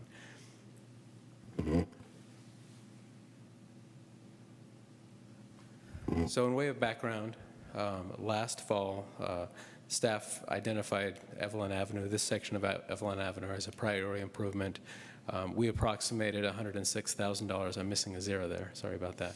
$106,000 in SB1 funding, and we matched this section of Evelyn to that. We looked for a project similar in cost, and we identified this as a priority based on its condition and the usage. So it was approved by council for SB1 funding in October. We submitted this to Caltrans shortly after that. We entered into design and we completed that design in April of 2018. We advertised the project immediately after that, so it's out for bid now. So we wanted to provide you that. So these are just two photographs of the existing condition. It's well worn. Other sections of Evelyn Avenue have been improved. They have much better pavement condition. This one's been neglected. The project scope includes AC milling and paving. There's at least one predominant tree there I can show you later. It'll need some root pruning. There'll be adjustments to manholes, and there's two valves in the pavement section. There's two drain inlets that we'll have to reconstruct, repairs to curb and gutter, and then an improved curb ramp for ADA. So this is the two photographs of the ADA ramp. This is at the Garfield and Evelyn intersection. So the one on the left obviously is a severe crack. The one on the right just shows that it is unidirectional and it doesn't have any of the truncated domes. If you look on the across the intersection, there is a directional ramp so this one doesn't have, it's not leading to a ramp, it's leading to just a curb. Did you say Garfield? I thought this was the portion between Portland and Washington. Oh, I'm sorry, did I, let me make sure. Portland.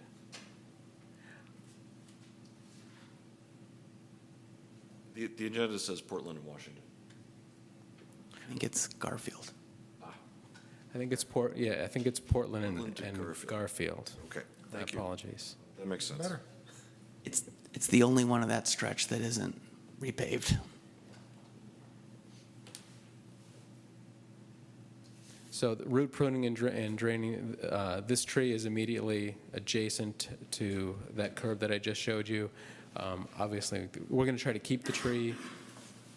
We'll remove the curbs around that tree. It'll have a little bit of a bulb out. The way it's designed now, we can keep the gutter pan in the same alignment, and the curb itself will just have a little bit of a bulb. So we don't expect that this will reduce. You'll still be able to park there. It's just going to jut out just a bit to help the tree, and then there will be some root pruning. And then the drainage is mid-block. So this is an area of Evelyn that has some underground culverts that collect water towards Cerrito Creek. So you've got two drain inlets here that are undersized, so we'll replace those. That's really about it. Those are the key factors. The curb ramp was really the one that we were bringing to your attention to make sure you were aware of it. The other issues were really just, it was kind of run-of-the-mill SB1 funding, so we identified a street that required the rehabilitation. So if there's any questions. Otherwise, we expect that the bids will be opened, scheduled to be opened on June 4th, and then this will go to council.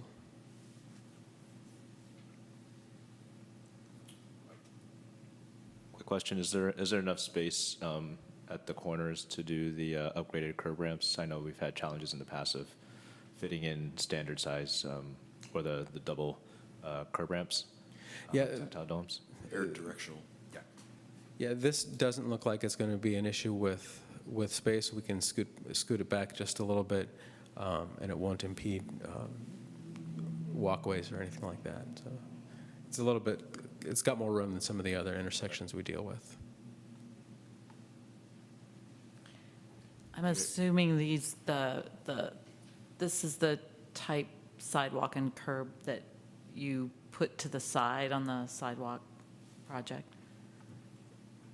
like this wasn't included, like what we just saw there would not have been included on the whole sidewalk. No, so there is so if you look at there's the picture that with the tree in it, you can see a little bit of a raise Yeah. there. We're going to look at seeing if we can add that to the sidewalk project. So the Oh. intent is not to do curb ramps with the sidewalk money, because Right. that adds a lot of complexity Right. and cost, but an offset in just purely a sidewalk, we would replace that. With that, okay, got it.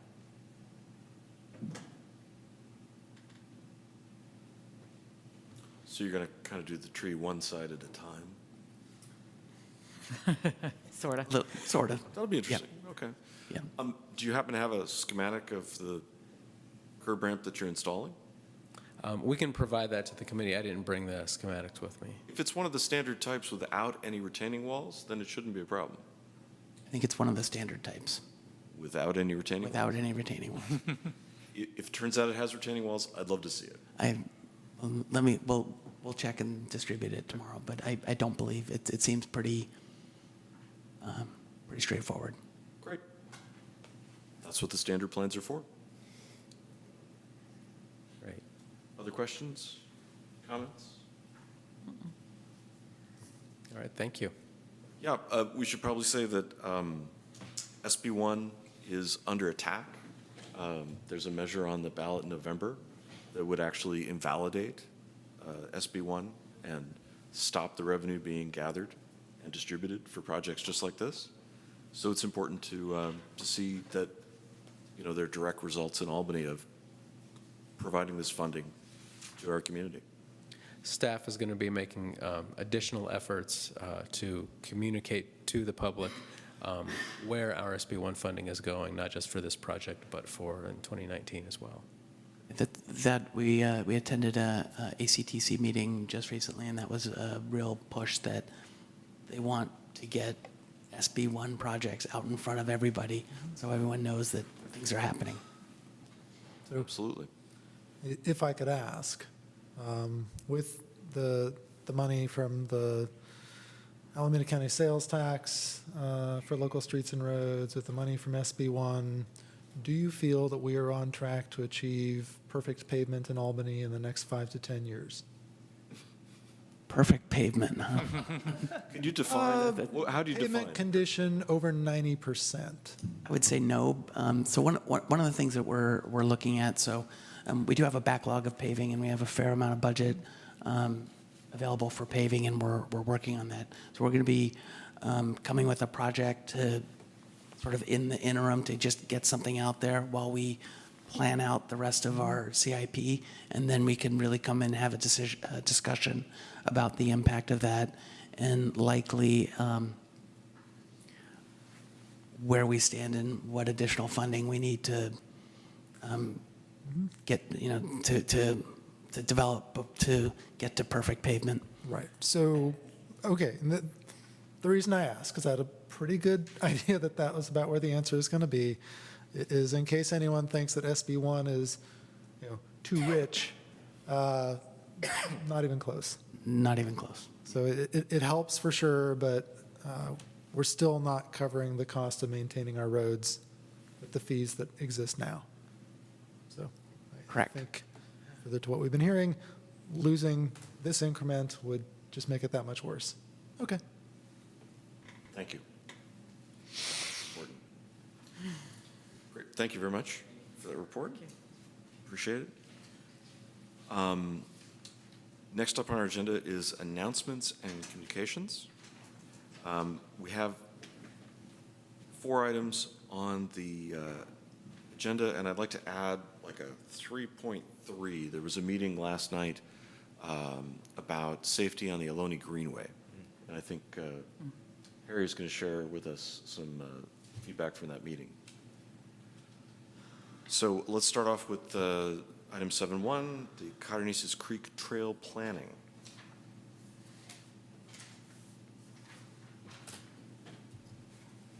Yes, so staff, we wanted to make sure you were aware that this project is getting underway.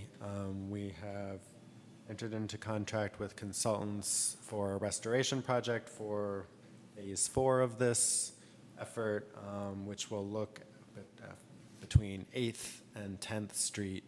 And we'll be looking at, as part of that, which is of interest for this body, a multi-use path along the creek between those streets, as well as the paths crossing of 8th Street as part of this project. So they just had the kickoff meeting, but as the designs are developed, they will be brought to this group.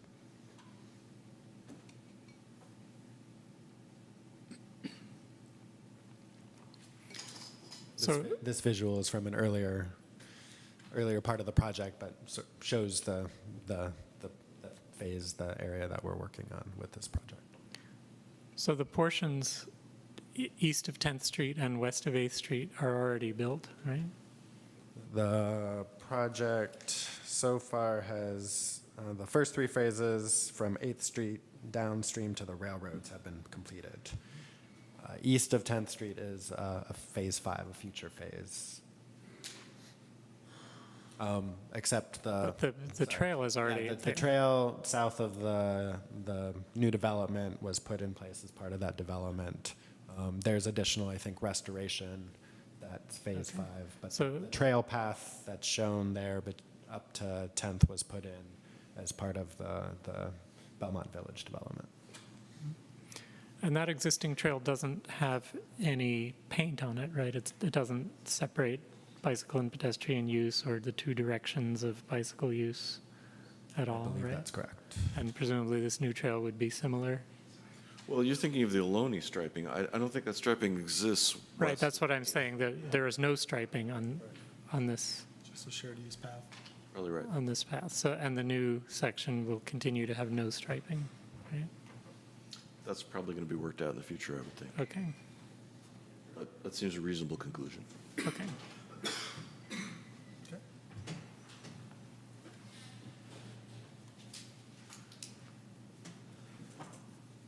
Any other questions from the commission on the trail planning?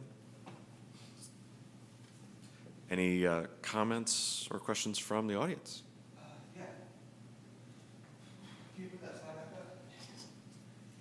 So we were notified that this is from a previous planning process and does not accurately show all things that are happening.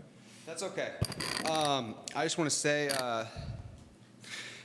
I'm a steward of the creeks in Albany, and I've taken it upon myself right here at the village. That's on the other side of the place. But this creek right here that runs to the Gilchak Farm, I've taken upon myself to be a steward of the creek and pull all kinds of litter out of the creek. And I think one of the most important things in Albany is the creeks. I know my parents went to Albany High School. My grandpa went to Albany High School, and they remember the creeks when they were kids. So the creeks is a very important thing. Yeah, whatever you can do to keep the creek clean and keep it well maintained. And there's actually ducks on this creek right here, and there's deer and many turkeys. So yeah, please keep the creeks good, and it's an important thing for the community. Thank you. Other comments or opinions from the commission? I'll just say it's great that this vital connection is being completed. Thank you. Moving on to item 7.2, the schedule for the Solano Avenue Complete Streets initial workshop. Thank you. Yes, the workshop will be taking place next Wednesday. There will be a walking audit with the public starting at Flowerland between 5 and 6, and then at the community center, a workshop between 6 and 8:30 p.m. So please circulate the information on that. We'll have the consultants all together starting that evening and that afternoon to prepare, but also we'll be working with us through Thursday and Friday morning. We'll have some focus groups. We'll do some door knocking and go and get in front of businesses along that stretch. We're going to do a walking audit with folks from the Orientation Center for the Blind, as well as some other community meetings and focus group sit-downs to get a lot of input at this stage in the project. After this public process, when should we expect additional public communication popping up? Yes, so the schedule is for this body to see the existing conditions report at its June meeting. Additional presentations of concepts and sort of drafts of ideas and what goes into the plan will be coming out probably in September. We're looking at doing some kind of pop-up to demonstration of some of the concepts in there, at maybe a parking day kind of activity to get in front of folks on Solano Avenue. That's the time frame we're targeting for the next round of engaging with folks. Great. Did you do targeted notifications for the businesses along Solano or residents along Solano for this upcoming workshop? So we did put up posters along Solano, and we did a lot of door knocking at the businesses to get flyers to the businesses and their staff, as well as for a bunch of them to put up posters for the folks coming and visiting. So those went up last week and a little bit the week before. We put the banners up at our usual locations for city events as well for more general traffic, but we did try to target on that stretch of Solano to get the word out. Does the city staff normally do mailers? One challenge I've seen with corridor outreach is the business owner and the property owner are not necessarily the same. So we always have to try to find and try to hunt down the owner, right, which is often out of town. We haven't done a mailer notice to all the property owners up to this point yet. For, I'm sorry, did you say you were going to, or you're not going to?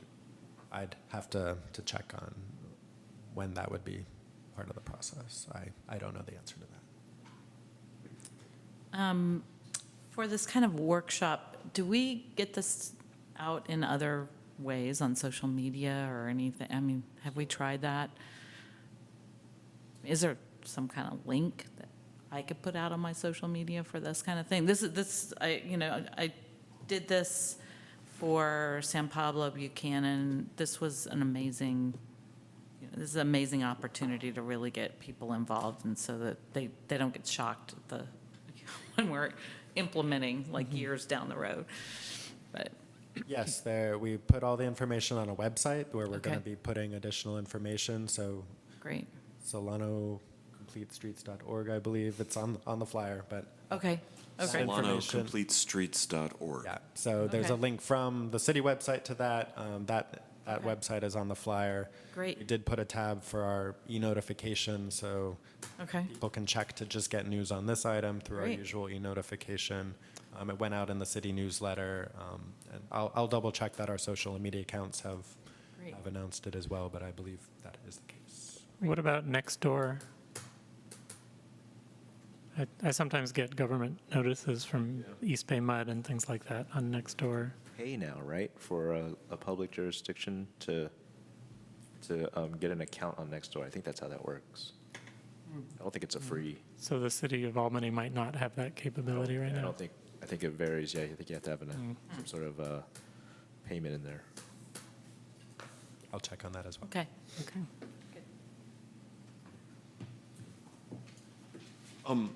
They're also, at least in the block between, well, several of the blocks, but especially the block between Santa Fe and Curtis, there are a large number of residents. And it'd be great to mail to them. I realize that's additional work, but they're going to be pretty directly affected.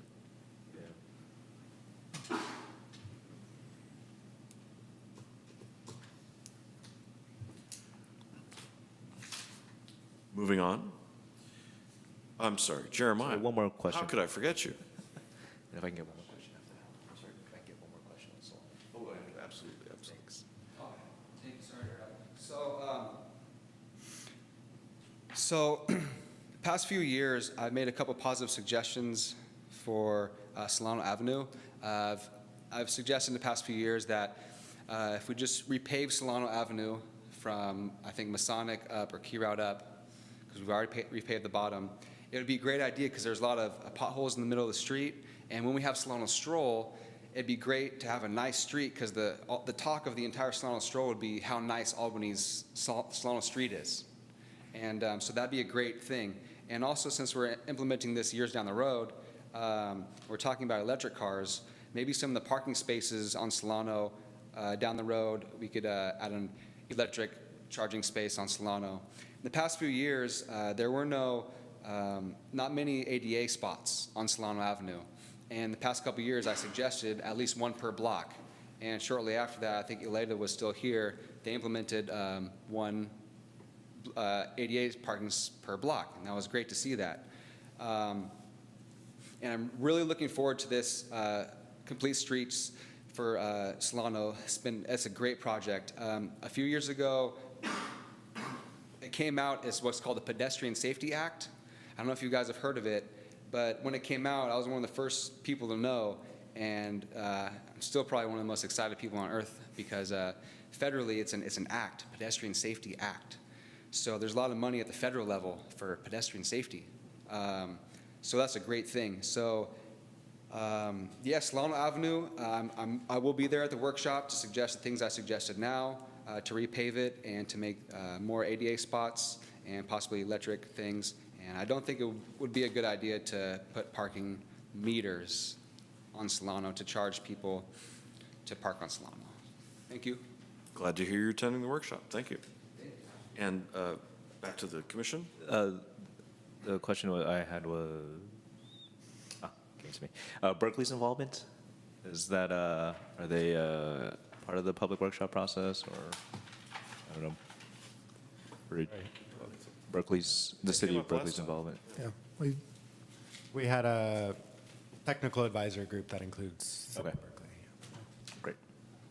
One point on the paving, we recognize that Solano needs paving too. It also needs its sewer done, so we are programming the sewer on the upper sections of Solano to be done next year. So the paving would likely be done the year after that. Great. You know, I've struggled with the names that have been used for this project over time, and it's pretty close here. Solano Complete Streets. I'm thinking, you know, just complete Solano. Solano. I don't know. That's just me. I think we're going to move on to the sidewalk update. All right, so this is a fun one. So the council approved the contract for Villa Lobos and Associates. They were our low bidder for the sidewalk, the first round of the sidewalk improvements. And tomorrow we have our pre-construction meeting to kick it off. So they're going to be starting very quickly now. And I think they have a total of 40 plus or minus locations. We brought the list to you, and since then some grew, some dropped off for various reasons, but we have a list of about 40 we're doing. We also have two other things that are going on, actually three other things. We just executed a contract with a company to do concrete shaving up and down Solano. So the locations that don't get replaced under the first round will get shaved. So Solano should be in pretty good shape after this round. We're also issued a contract to do a survey of about half the city to survey all the locations, and this will be in a format that would integrate with a GIS system. So we'll have a much better integrated list. I think what we had been doing is just very, very cumbersome trying to manage it, and I think doing it as part of a GIS program will be a much better way to do it. How do we determine which half of the city gets surveyed? You said locations. Did you mean half the city comprehensive or half the city the locations contained? So they are going to survey 30 miles of sidewalk. Okay. And next year we're going to do 30 miles of sidewalk, and that should cover the entire city. Okay, Does that answer your question? yeah. Great. And then the final thing is we still have fairly significant amount of budget available for sidewalks, and so we're designing the second round right now. So we're not looking at this as a one shot. We want to keep this rolling and get going and just keep it moving. Can you remind me how long the shaving lasts? Right, I mean, it takes some years off. Or... So it really depends, and it depends on what the underlying issue is. And Okay. if it's a tree and it's a fast-growing tree, well, it'll probably come back pretty quickly. If it's something that, I don't know, is more slow growing, it will last longer. I think what people say is, 4 years. So it'll just go back into, once it's done, it'll go back into kind of a survey mode of, oh yeah, this is gonna. So one of the things that and I'm not entirely, so we're doing the shaving work with general fund money that we had allocated to to fixing sidewalks and not the sidewalk program, because my reading of the sidewalk ordinance is that we're supposed to fix the underlying issue. Right. And this is really just a stopgap measure. Okay. Good. Does the sidewalk surveying include vegetation? We have not included vegetation. So that's a separate survey. I'm pushing, I'm sorry. Dead horse, I know. Hypothetical separate survey. Separate survey. So if the pavement is in good shape, but there's vegetation, then it's not going to pop up on the radar.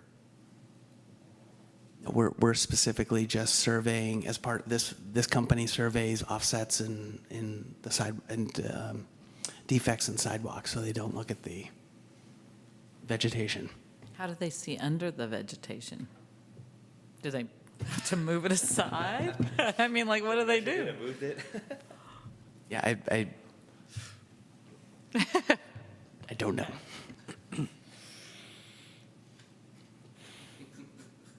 Let's move on. I'm sorry. Is a question? Sure. Good evening. My name is Jeremiah. Actually, I feel this sidewalk program is actually probably the second most important issue in Albany besides getting school zones. Sidewalks is a big issue, and it always has been. My grandparents live at 944 Cornell, and countless times I've walked my grandma around the block, and I know my grandma and grandpa go around the block, and they don't take that walk anymore. My grandma walked around the block, and they live on Cornell, and I believe she stumbled on a crack in the sidewalk, I think on Evelyn, somewhere down, a little standage or something, and she fell, and she fractured her hip because the sidewalks in Albany they have so many cracks and they're terrible. And so it's been my passion to try to get sidewalks a lot better. And if we fix the sidewalks, again, we in turn create a healthier community because people are going to want to walk, and elderly, they're going to want to walk. And Solano Avenue would be better for businesses because the parents will say, hey, go ahead, kids, walk to Solano, do what you need to do, and walk back home because they feel safe in Albany letting their kids cross the streets.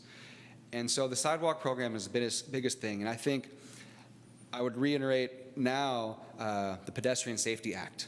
The Pedestrian Safety Act would probably run great with the sidewalks. So if you can find any money with the Pedestrian Safety Act to help with that, that'd be great. I believe it came out in either 2008 or 2012. It's actually on one of those papers I gave to you. One of those papers talks about the Pedestrian Safety Act. So that's very important.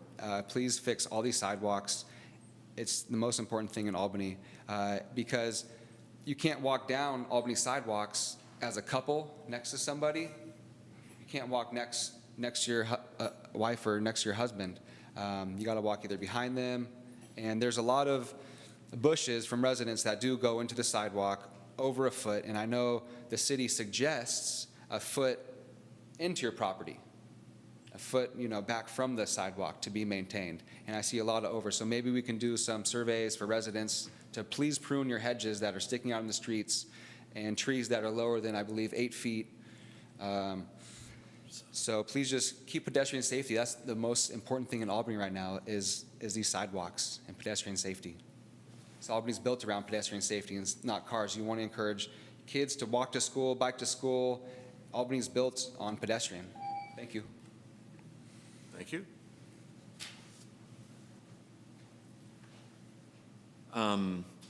We want to hit the Greenway meeting from last night. I have just a couple of procedural things before I forget and the end of the meeting happens. One is on the website, under the meeting item, under the public meetings calendar, the item for tonight's meeting actually has two different listings for agenda.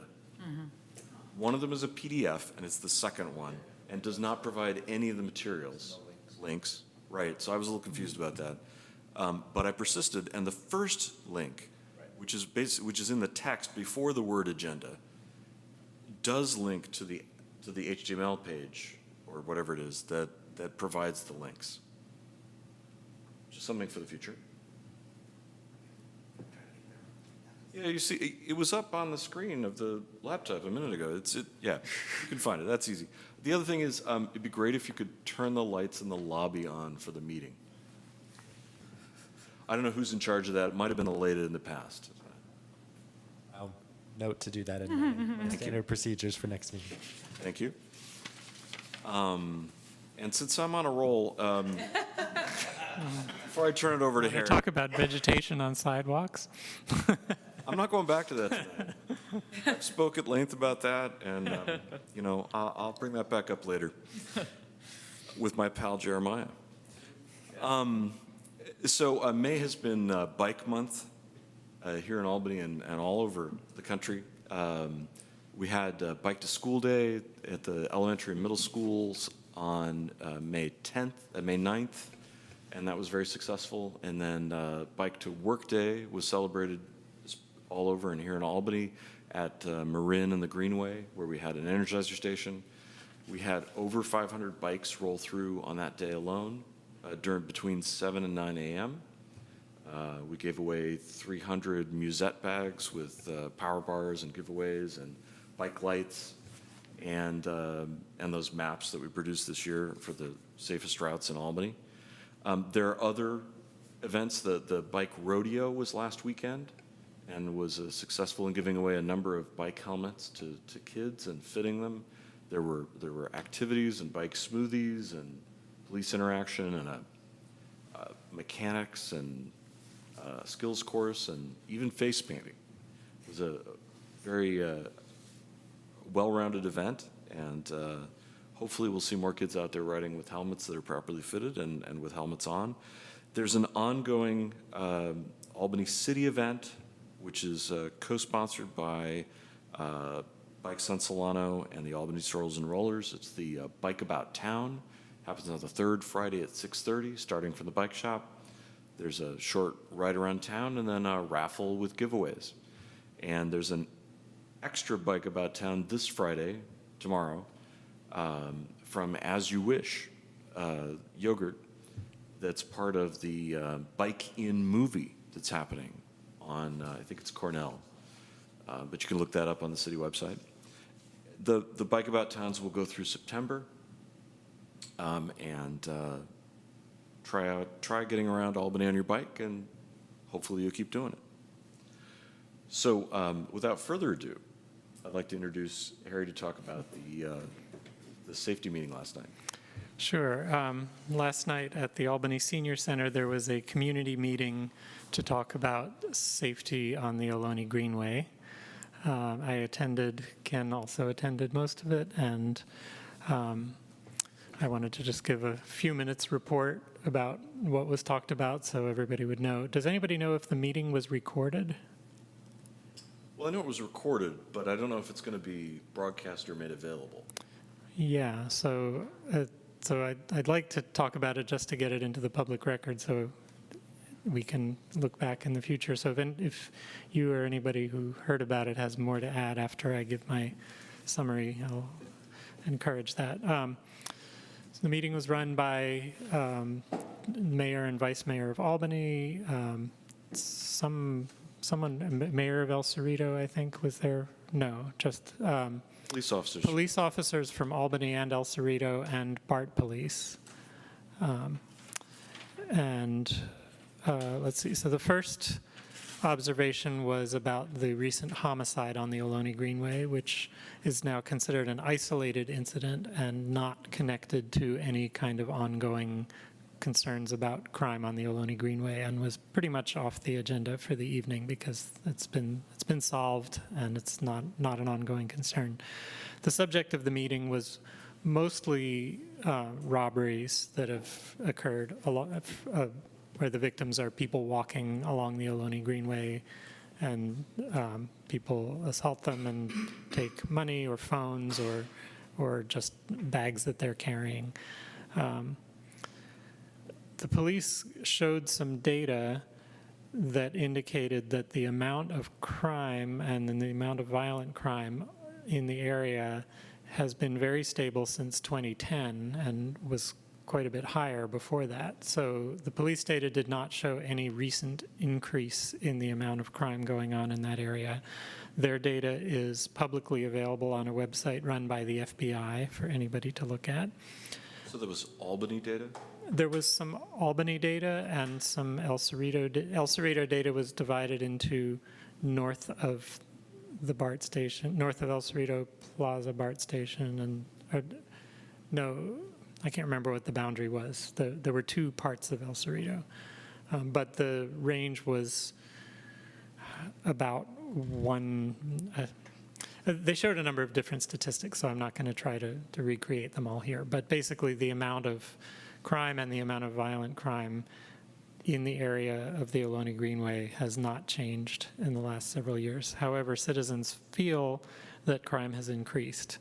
And one hypothesis is that people have not been reporting when they are the victim of a robbery or an attempted robbery. Some people observed that the process to report a crime at the police department is time-consuming and difficult, and especially for children who may have been victims, it's just too much for them to handle. And another hypothesis is that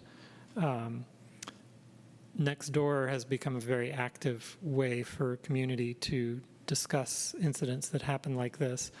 So people become more aware of different things that are happening, and that can be a good thing. It can also magnify rumors to the point where people are hearing about crime that may not have actually occurred, or they may be hearing about the same incident different times and thinking it's multiple incidents.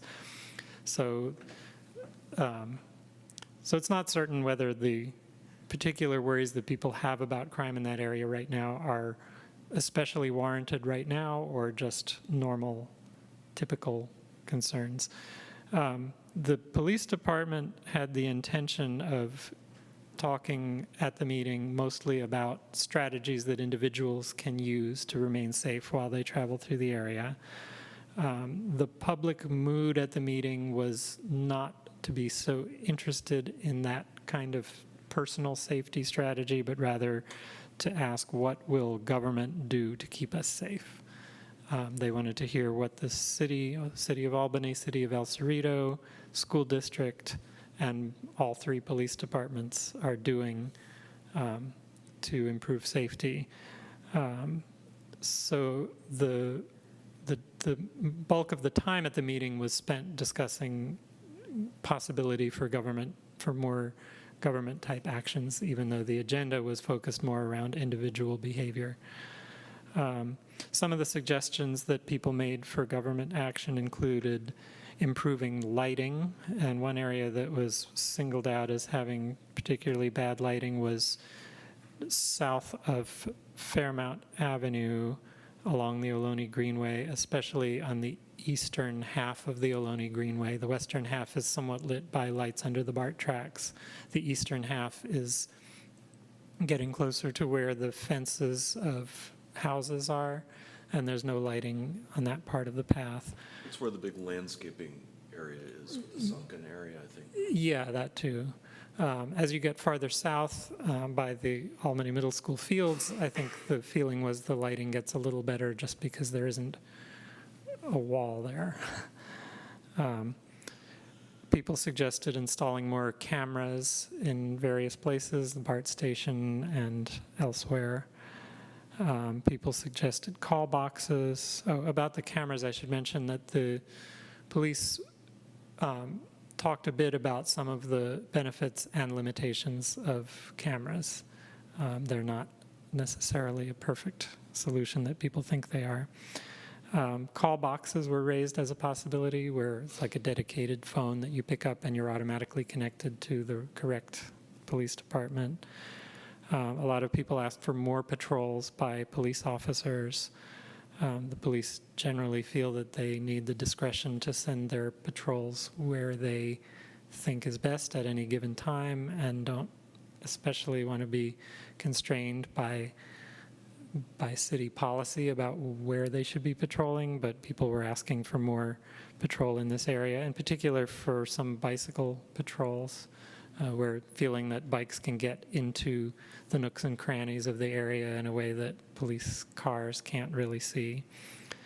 Another thing people asked for was for all of the government agencies involved to work on communicating to the public more effectively, perhaps stepping in when the next door threads are becoming especially vigorous, and for the various jurisdictions involved to find better ways of coordinating with each other so that people feel that the school, the two cities, and BART are all working together coherently on a single plan to improve safety.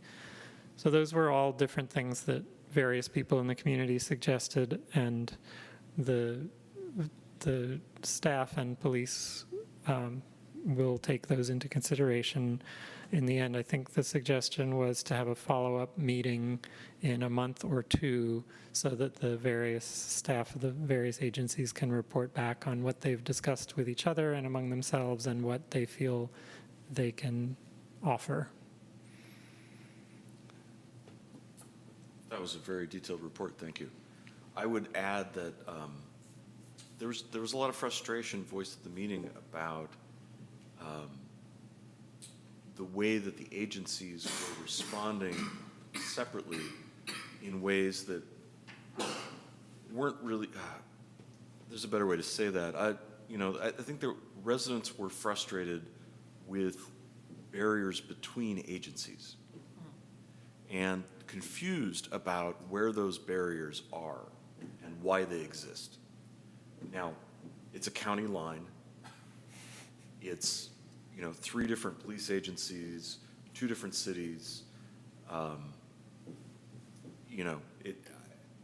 think I understand some of the challenges. I think the public is looking for a more unified response than they were getting, and a little better communication about where the city line is. And in fact, we've looked at an art project that will help delineate that. So that's a positive. But it's true that, people talked about their kids not being aware if they were robbed south of the creek or north of the creek. So then they have to report to both police agencies and take a lot of time. So I think probably a better job of communicating could be done. It is a weird area. I mean, I've recently walked through there and seen a group of younger kids stop a bicyclist, like in their track, as I was walking to them, they didn't steal anything, but there's intimidation. It's a weird space. It's like not what I'm used to in the area, but it's true in that, and it was in that area because you can't tell exactly where you are. There's not necessarily markers, but when you're heading towards BART from Albany, I wouldn't know where the line was exactly. Maybe I would, but there's just nothing right there, and it seems like maybe that's a thing. See, I didn't know that, but it seemed like maybe this is a thing, an area not to walk, but that's not what we want. So giving clues and... There's also a group that seems to be coalescing around people who have found each other on Nextdoor, who may or may not be interested in pursuing improvements in the area, may or may not be interested in citizen patrols or, being present. So we'll see what develops there. Good. We're the Traffic and Safety Commission. It's not what we usually deal with, but it is an issue of transportation safety. It's a thoroughfare. It's a way It of is. accessing, it's a way for us to access public transportation. I use it, so it's important. So this might be an opportunity for us to approach our appointing council members and give them some feedback, if you feel so moved. Okay.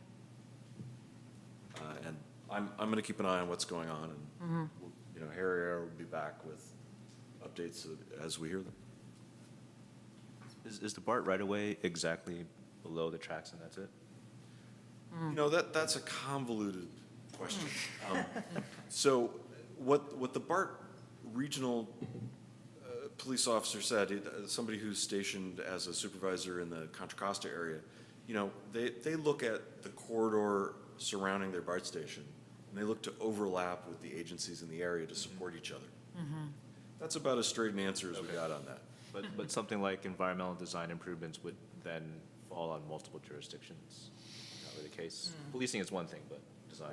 Right. So changing the environment is, I think what we've seen in the past is it's a city issue. So I would guess. there is an easement, and I know when we've done projects, we've coordinated with BART. I don't think we've specifically asked for permission, but like the Ohlone Masonic project that we ran the plans by them, the contractor wanted to place a Connex box under there and whatnot. So we coordinated with them, but we didn't necessarily ask for permission. Okay.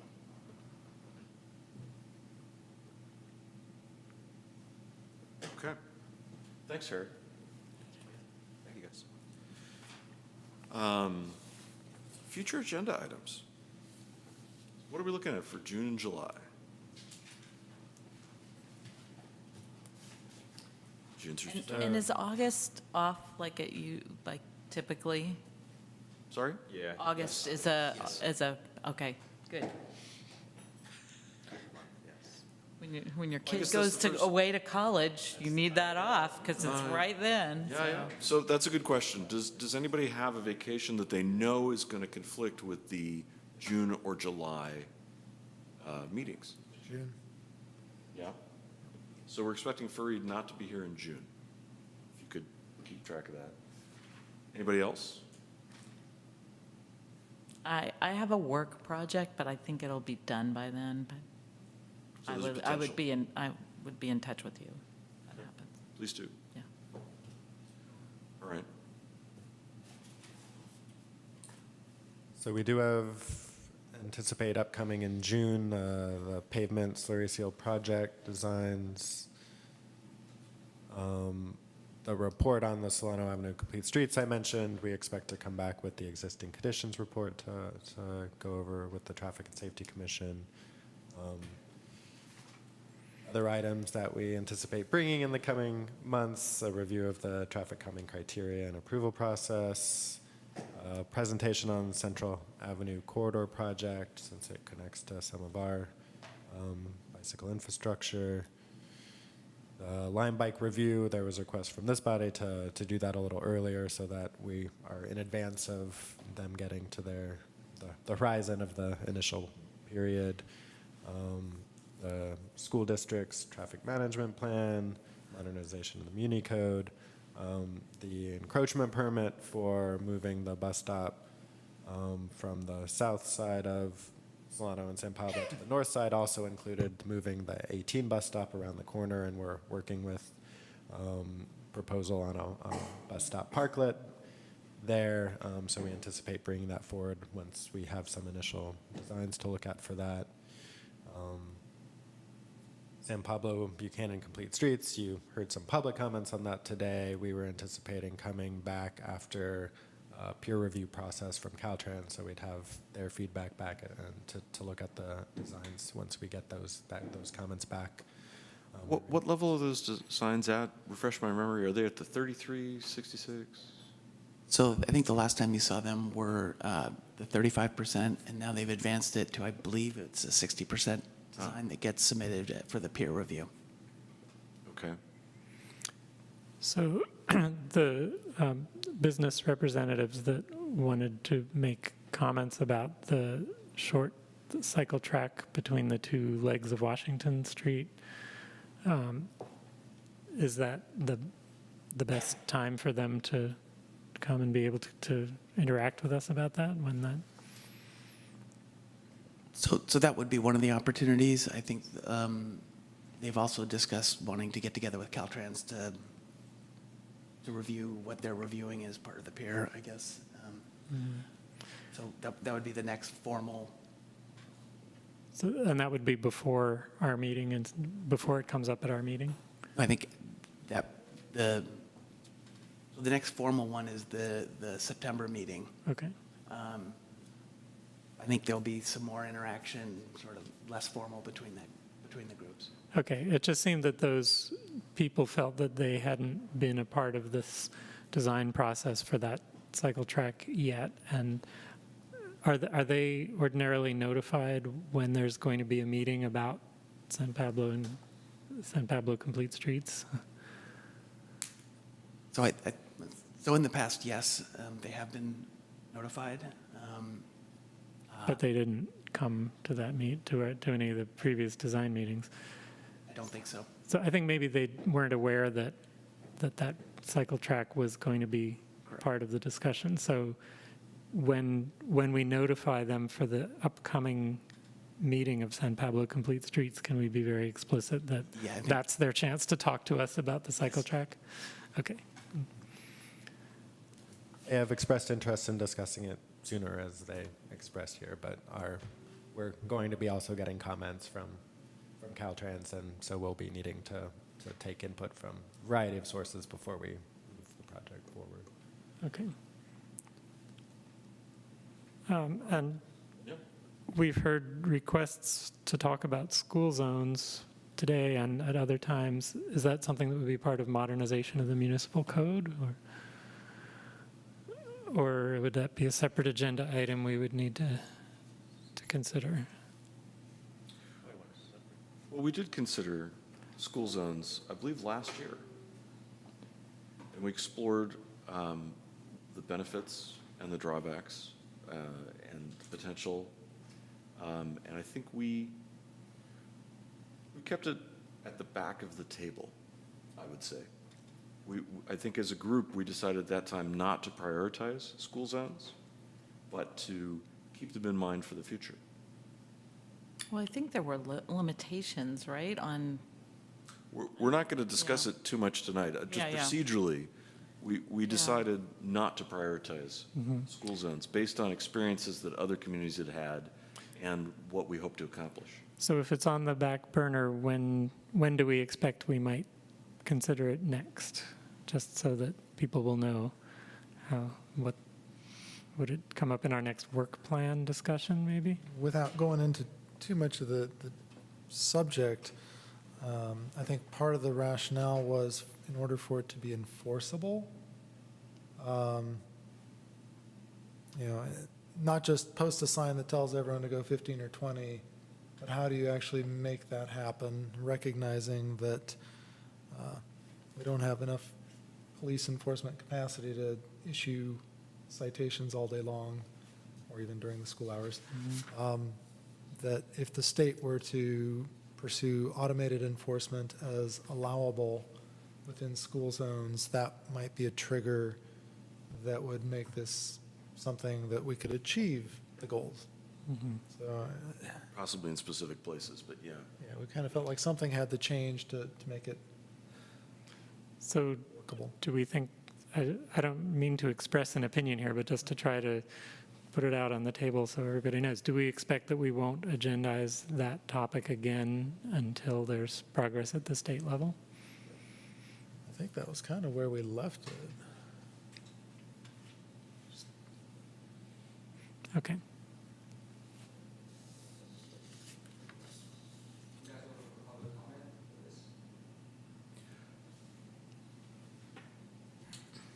One minute.